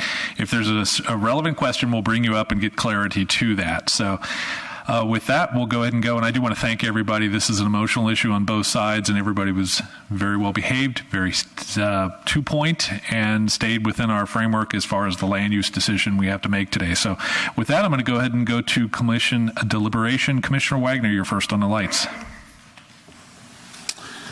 It's of interest to note that Proposition 215 passed in 1996.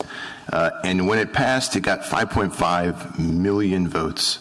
To put that in perspective, Proposition 215 passed in 1996 when Bill Clinton was running against George Bush. That particular initiative got more total votes in support than either of the presidential candidates at the time. To put it in better perspective, when Proposition 215 passed with 5.5 million people, that is a greater sum that voted for the beloved Proposition 13 in California. So when something passes better than Proposition 13, you think you might have something. Once again, it's been 18 years since Californians made the choice to regulate and create safe access for medical marijuana. It's also of interest to note, one thing that I enjoy as a public health and safety expert in my profession is the ability to have access to the data that I need to make a evidence-based, factual, informed decision. A lot has been batted around with regards to youth and youth's access to marijuana, medicinal marijuana, or illegal marijuana. And I would just note that California yearly does what's called a Healthy Kids Survey. The 2013 Healthy Kids Survey asks these young people where they're getting their marijuana from, where they're getting their alcohol from, where they're getting their other drugs from, the prevalence and how often they use it on a monthly basis. Referring to the Healthy Kids Survey, and I'm able to drill down into San Diego Unified as well as the other unified high school districts in that particular area. And when looking at the data says, and this is data for 9th graders, 11th graders, and then non-traditional students. Non-traditional students are not in a normal high school environment. When it asks those students in 9th grade, how fairly easy or very easy is it for you to obtain marijuana, 55% of that student population says it's relatively easy or very easy to obtain marijuana. 11th grade students, 68% of 11th grade students in that particular area say it's fairly easy or very easy to obtain marijuana. They're not going to their medical marijuana distributor to get their marijuana. They're getting it from their friends and neighbors. So I do not believe that a medical marijuana dispensary is exacerbating that particular problem.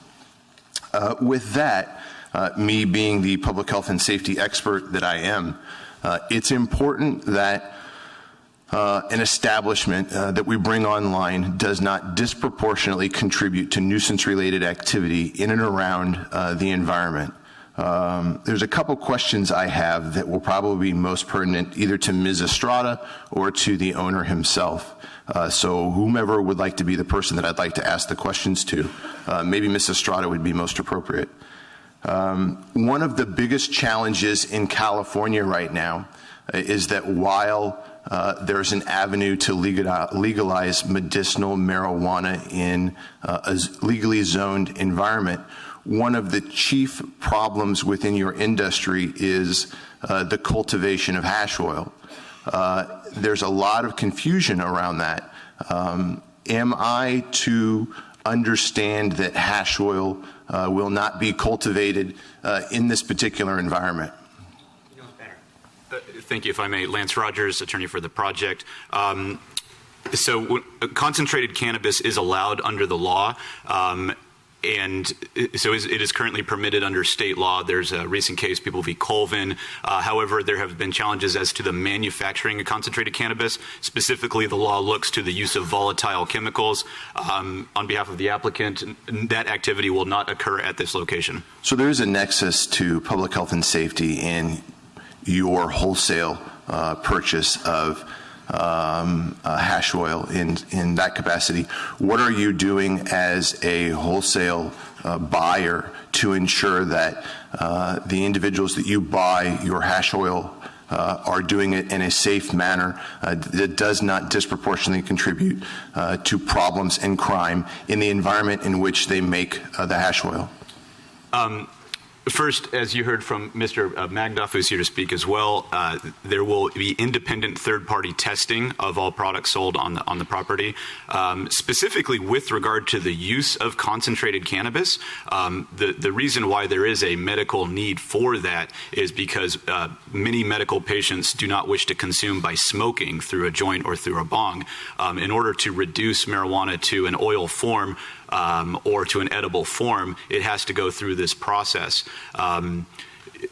So that's the need for this. My main question is, what steps is your agency taking to ensure that your wholesale manufacturer of hash oil is not blowing up portions of San Diego with their impractical practices? So they've gone above and beyond, and they're going to test all their products, and that includes residual solvents, and that includes BHO.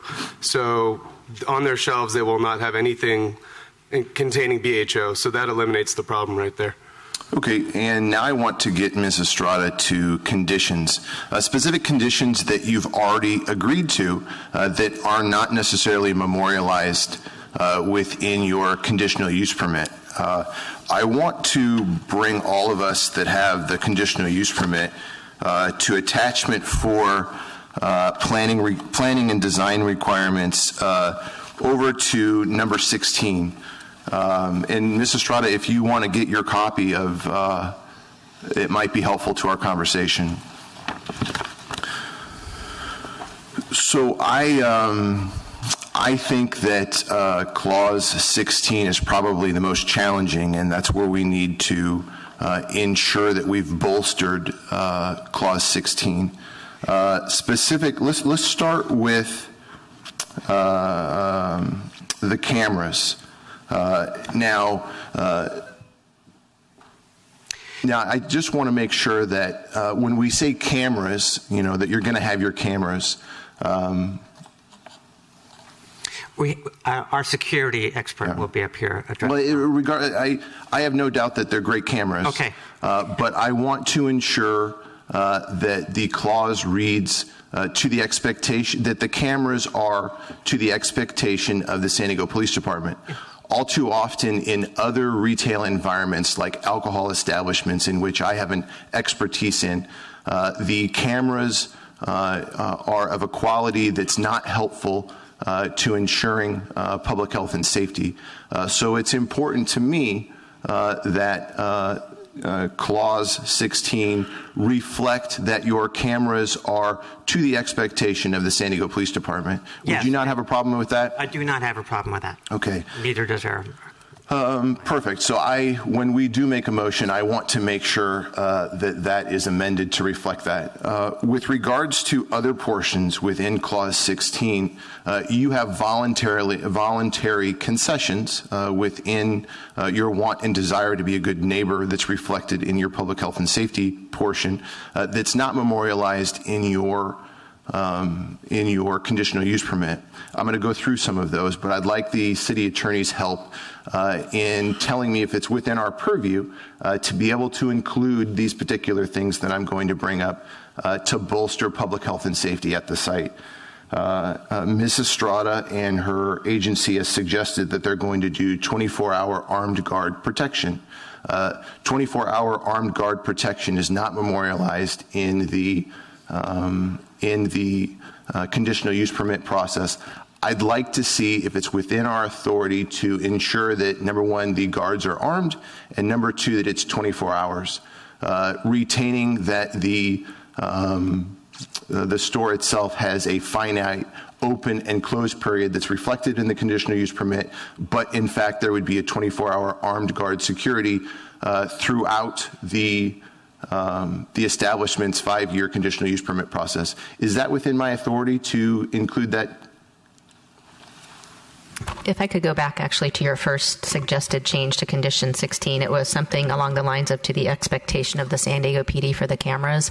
I would propose it be something along the lines of to the satisfaction of the San Diego Police Department. I'm very happy to change that to the satisfaction. Yes, ma'am. We have similar language for city manager and city engineer conditions.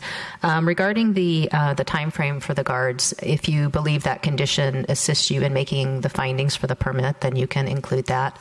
I have not researched the provisions regarding armed security, so I cannot, off the top of my head, think of a reason why that would be impermissible, but also I have not looked into that. So you would not have a problem with having within your conditions for at least the 5-year conditional use permit process? We would not. That you'd have 24-hour armed security? Yes. And that 24-hour armed guard security would be to the satisfaction of the San Diego Police Department? Yes. Perfect. You also brought up a metal detector. I thought that was a great idea in order to ensure that public health and safety is not exacerbated. Madam City Attorney, could we make a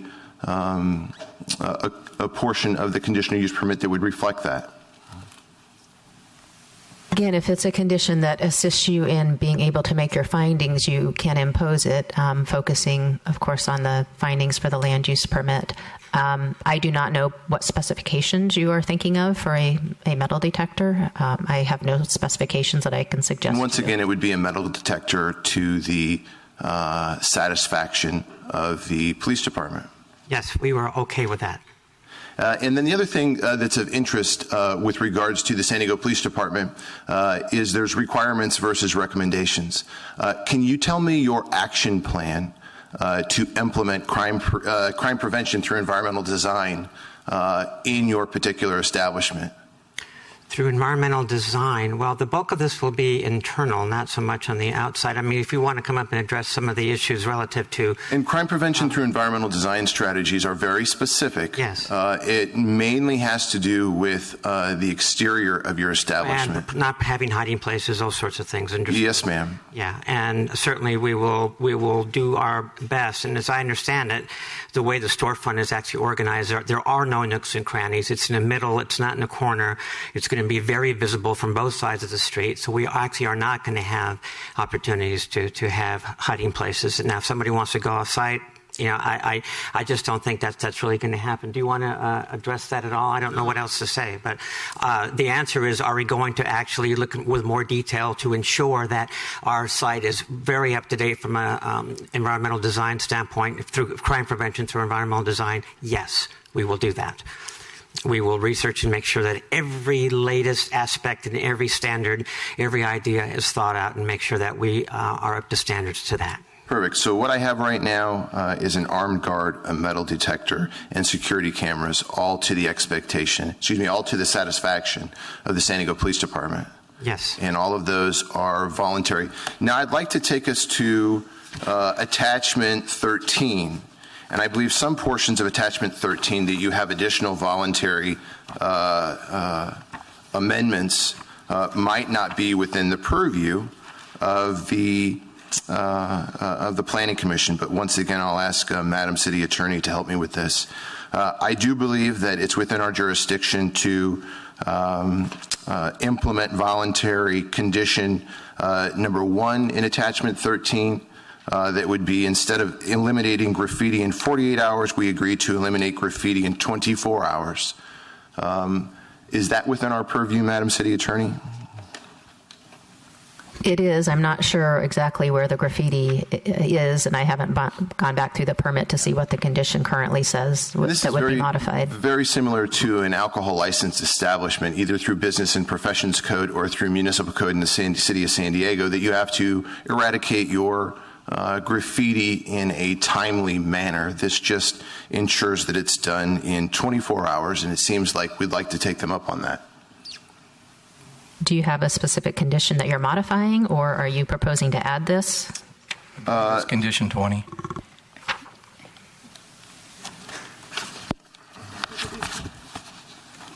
So condition 20 would reflect within 24 hours and not 48 hours that it is. Thank you, Mr. Haas.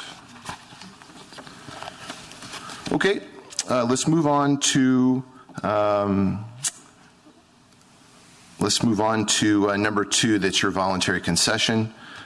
This is the question that I have, Madam City Attorney, that I do not believe is in the purview of the Planning Commission. That is to ensure that each cannabis sample is tested for pesticides, mold, or mildew. Is that within the purview of a land use decision? To back up a bit, I know that some of you at least were here when we went through the latest land use code amendments for medical marijuana consumer cooperatives. Part of that discussion touched also on the operating conditions. So the CUP is binding upon the property regardless of who the operator is. The operator themselves must go get a separate permit under Chapter 4.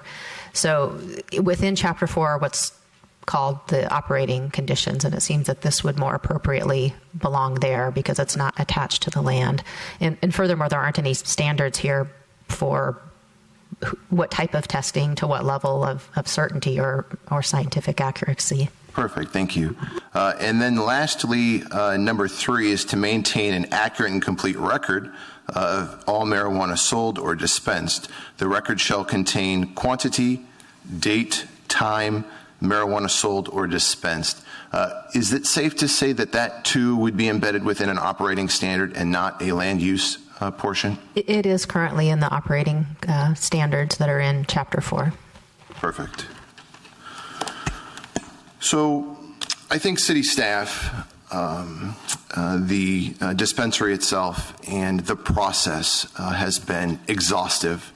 I think that city staff has bent over backwards to ensure that this particular, you guys are done, thank you, that this particular business is more than regulated. I would venture to say, as a public health and safety expert, that this is one of the few entities in San Diego that has such scrutiny, regulation, public health and safety, neighborhood code compliance, and everything else. You could go have your July 4th picnic in the parking lot and be quite safe. So I think that we're covered there. One thing that's my pet peeve is an adulteration of my craft.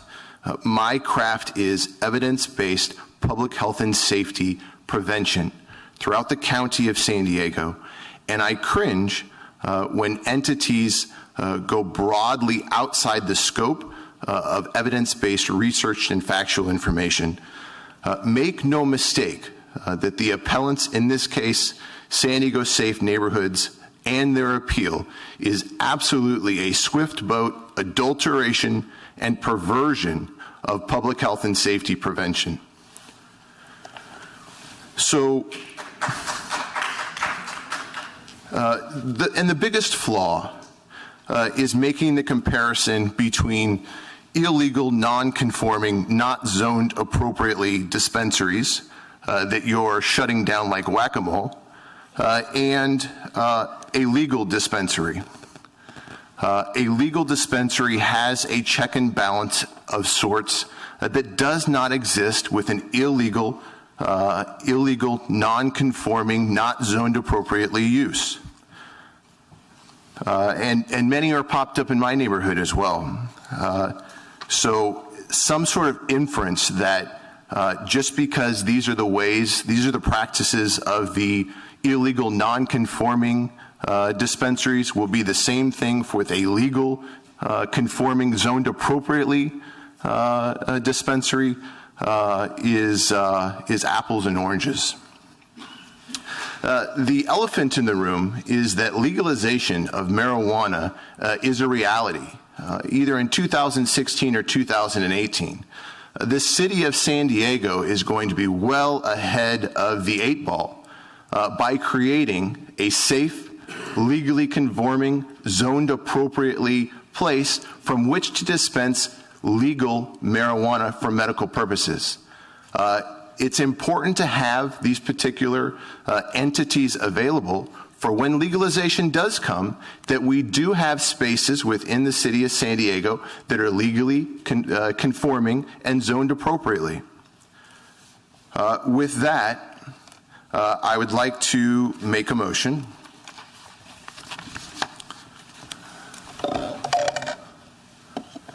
I'd like to make a motion that the San Diego Planning Commission support the hearing officer's recommendation and reject the appeal. I would like to add an amendment per our earlier conversation that the clause 16 and 20 within the conditional use permit memorialize the fact that we have a security camera, many security cameras to the satisfaction of the San Diego Police Department, that a metal detector be in place to the satisfaction of the San Diego Police Department, and that a 24-hour armed guard be available on the property through your 5-year conditional use permit process. And I also want to make sure that I think one of the commissioners brought it to our attention that the conditional use permit did not necessarily reflect that it was in fact 5 years. So I just want to ensure that our document reflects that this particular conditional use permit is in fact 5 years.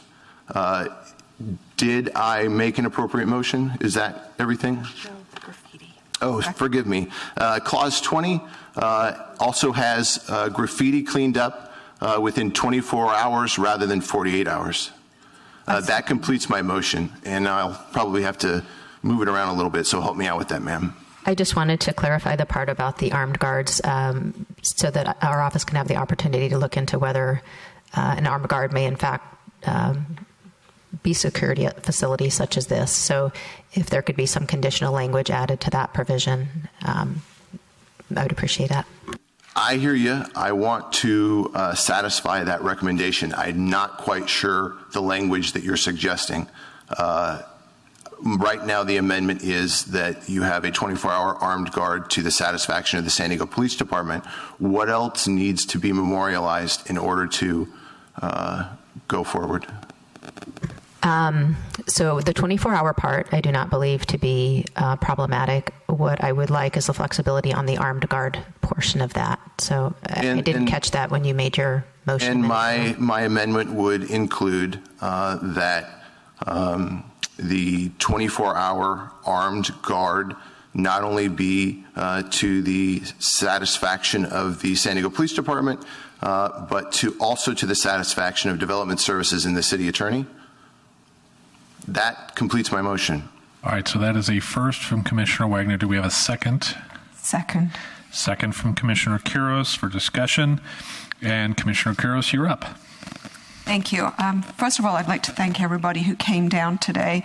It's always great when we have a lot of people giving opinion. I'd especially like to thank staff for their very concise and thorough report.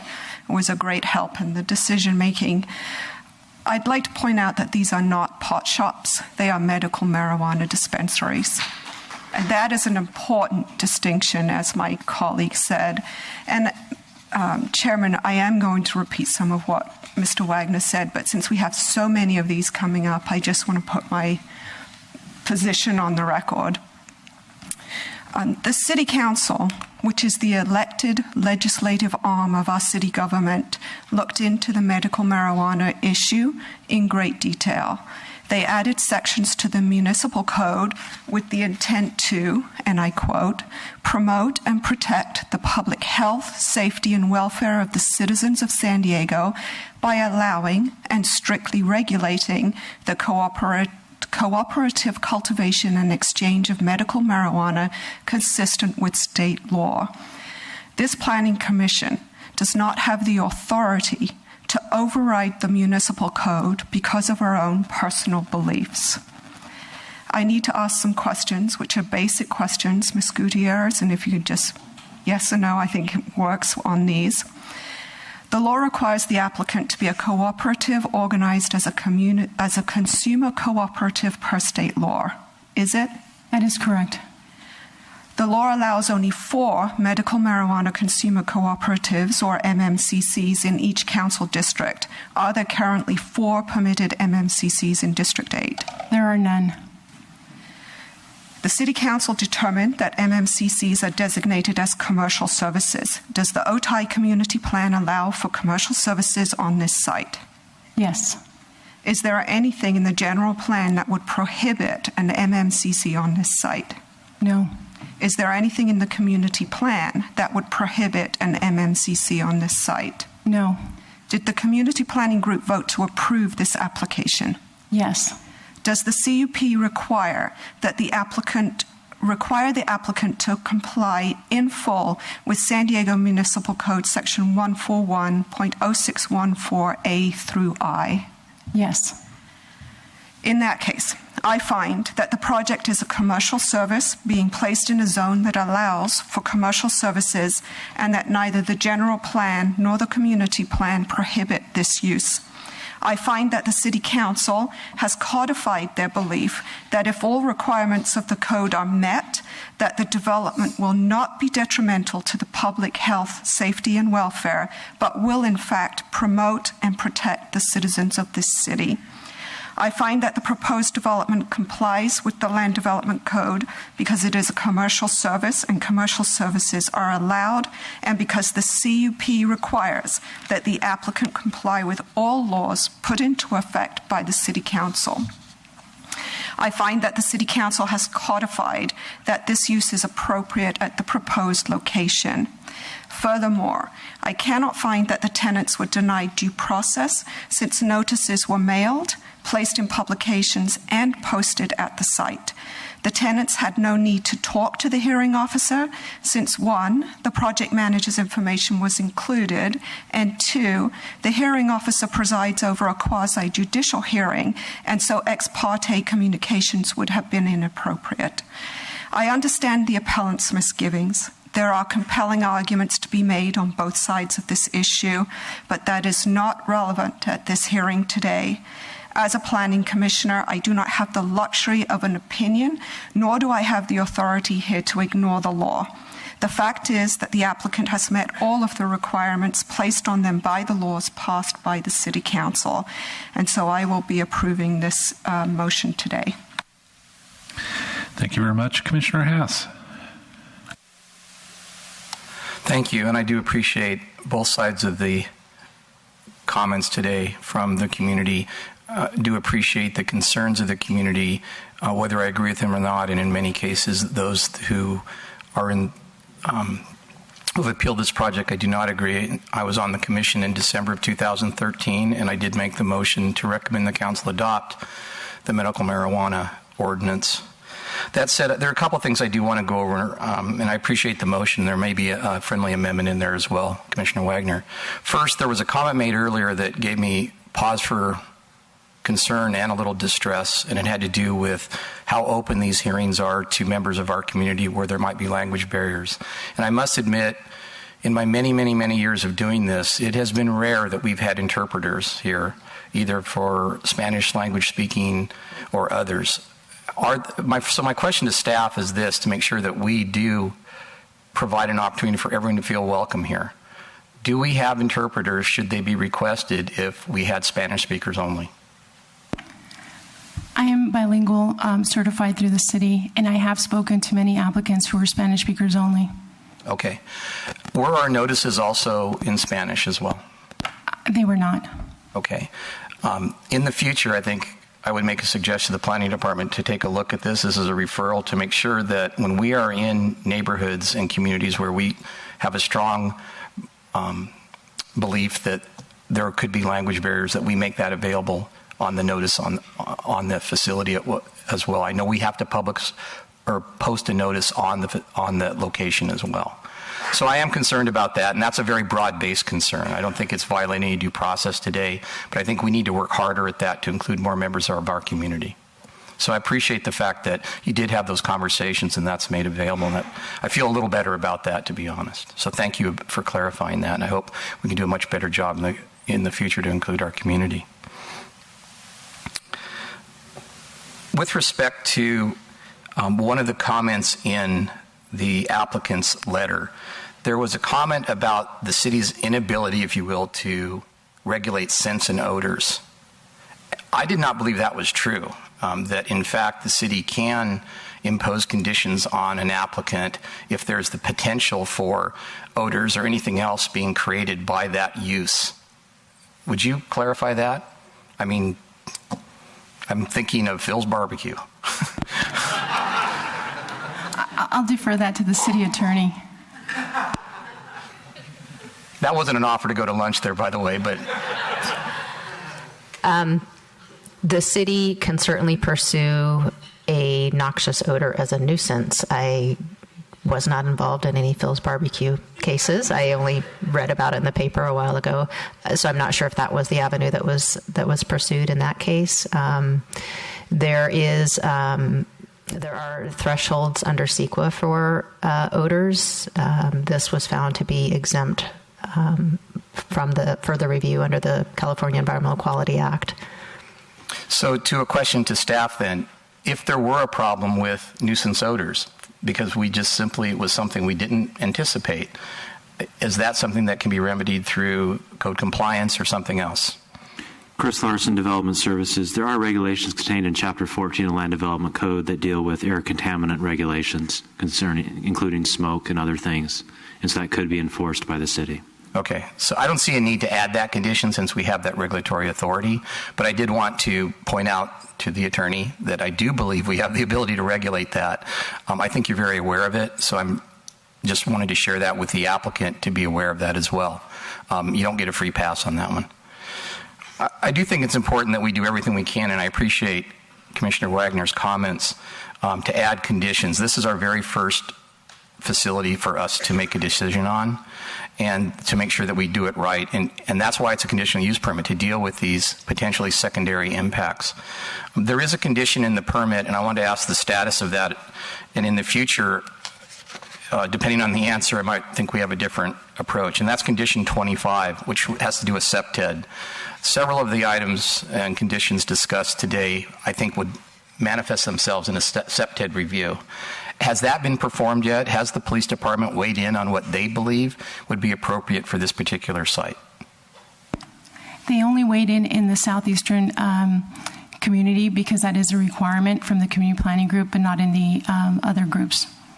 So how do you see condition 25 being implemented for this particular project? It's just a voluntary condition. Well, in my opinion, I don't think it should be voluntary for these uses. I think there should be a SEPTED review, and I think that those recommendations should be brought before us with respect to these particular projects. And I'm sure that things like 24-hour armed security would be taken care of before they came here. I think the main concern that the city attorney might bring up is the difference between recommendations versus required. And the gray area in there. I know that there's a huge difference between recommendation versus required for an alcohol license. Absolutely, and I think in that particular case, we'd have that information before us to consider as to whether or not that could be an appropriate condition. So again, looking to the future, and I know we have some of these coming forward, I am interested in what the police department thinks about these, because there is a potential, and I'm not saying that it's a direct correlation, but a potential for crime. That's why it's a conditional use permit. I'm hopeful that that's not, but it seems like that condition has very little effect on this particular decision today, and that's why I'm interested in the future. Commissioner Haas, we had an internal debate about whether or not to do as a requirement or recommendation, and we just chose recommendation. I understand. And we normally don't do that for regular land use projects, but because it's a conditional use permit, that's why I think that threshold is higher. So I appreciate that. With respect to security, I know that we had a representative here for Portlandia regarding their experiences, I believe a sworn officer from the Portland Police Department. One of the concerns I have, without looking at the details of your plans, is that when the facility is closed, that it is secure, that it's not, the doors are designed so that they're not easy to break down. We don't have anybody who's going to drive a pickup truck through the front window and throw a bunch of stuff in and take off, although it's not an Apple store, so maybe the value of your product isn't as great. But those are the types of things that I would be concerned about. We've heard about those types of things in in La Jolla even with jewelry stores and things of that nature. So I would hope that through this process you will take any and all measures to make sure that the facility is secure when it is locked. And I'm not going to design that, but that's very important with respect to this. And I'm sure your landlord probably will take that. And by the way, I don't know if Mike's still here. I want to say hello because I worked with him many years ago and appreciate his perseverance in Otay Mesa. It's been a long time. I know he went through some tough roads there.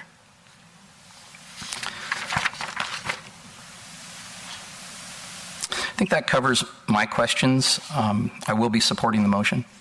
And I appreciate your time today. Did you want to see about making a recommendations versus required for SEPTED? You know, right now, given that this project is where it is today, and I'll accept staff's response today, but I think that because these are all conditional use permits, I like the input of the police department in this particular case, just as we get it for alcohol sales.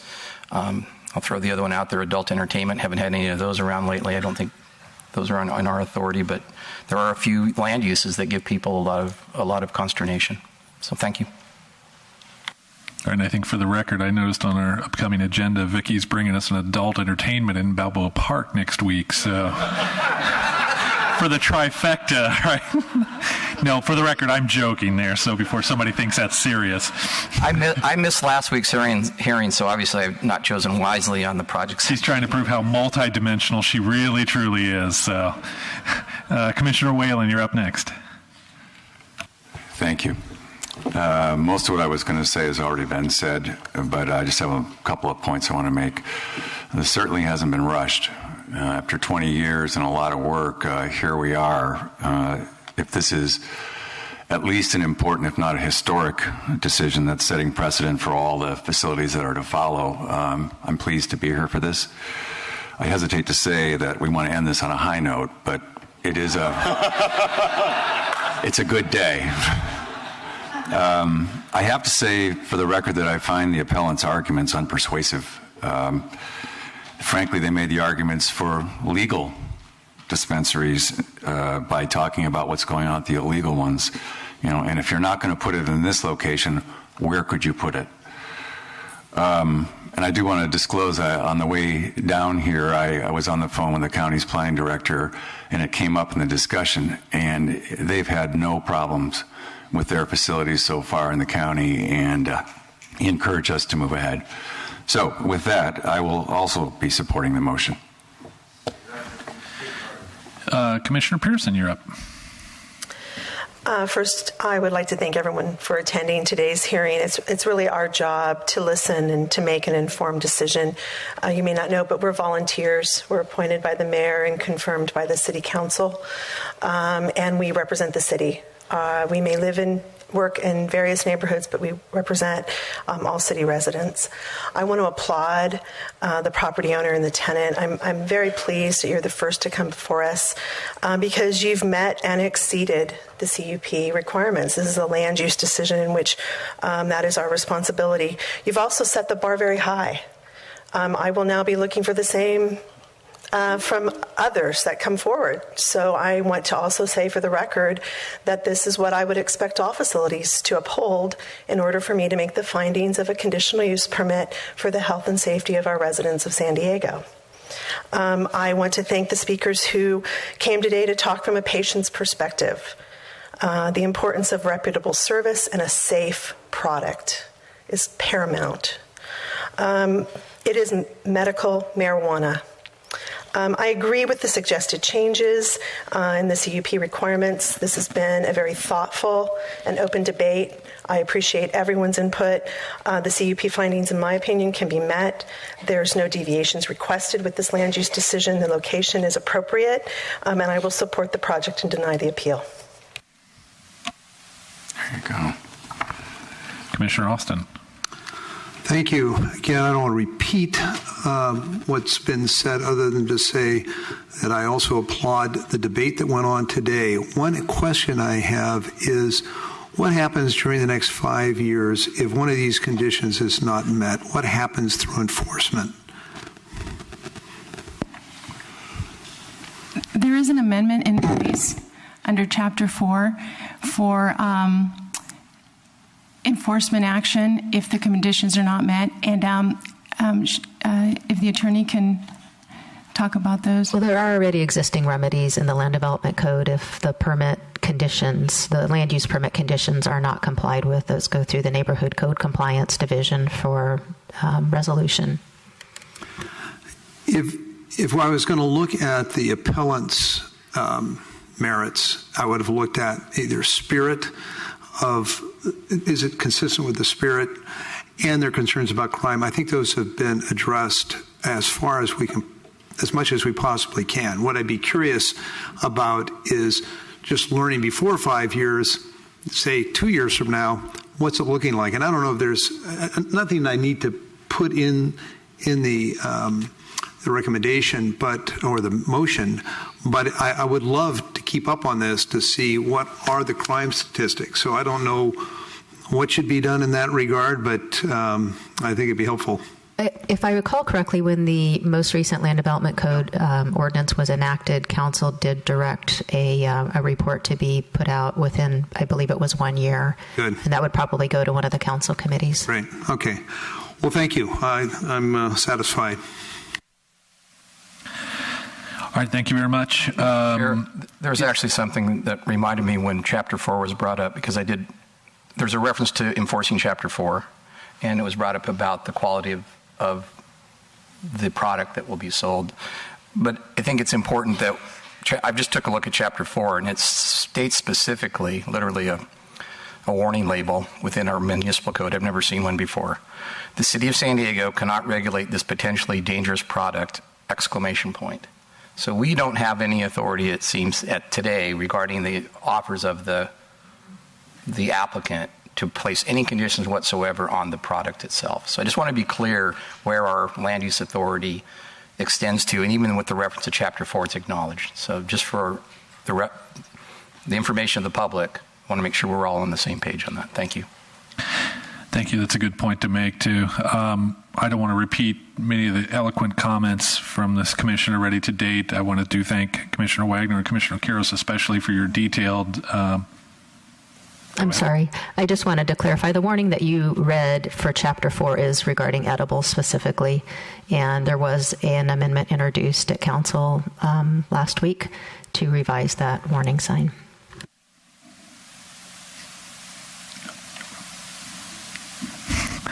Pending.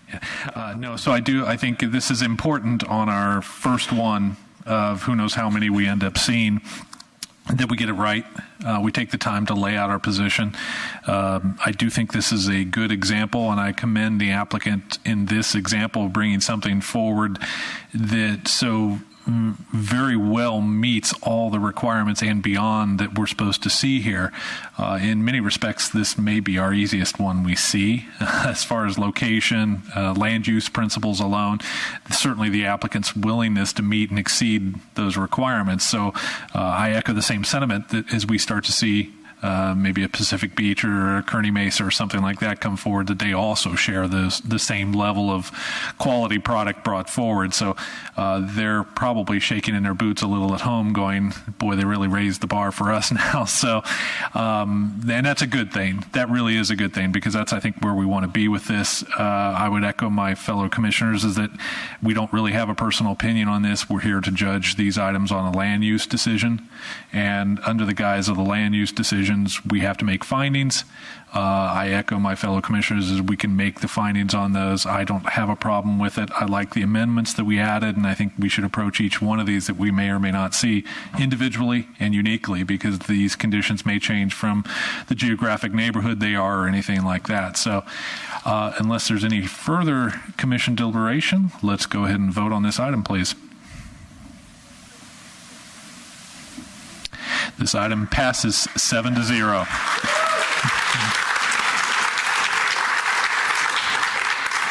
This decision of the Planning Commission is the final decision in the city's process. And with that, since we have to retool and probably lose almost all our audience, let's take a quick 5-minute break and allow staff to set up. Good job, Edith.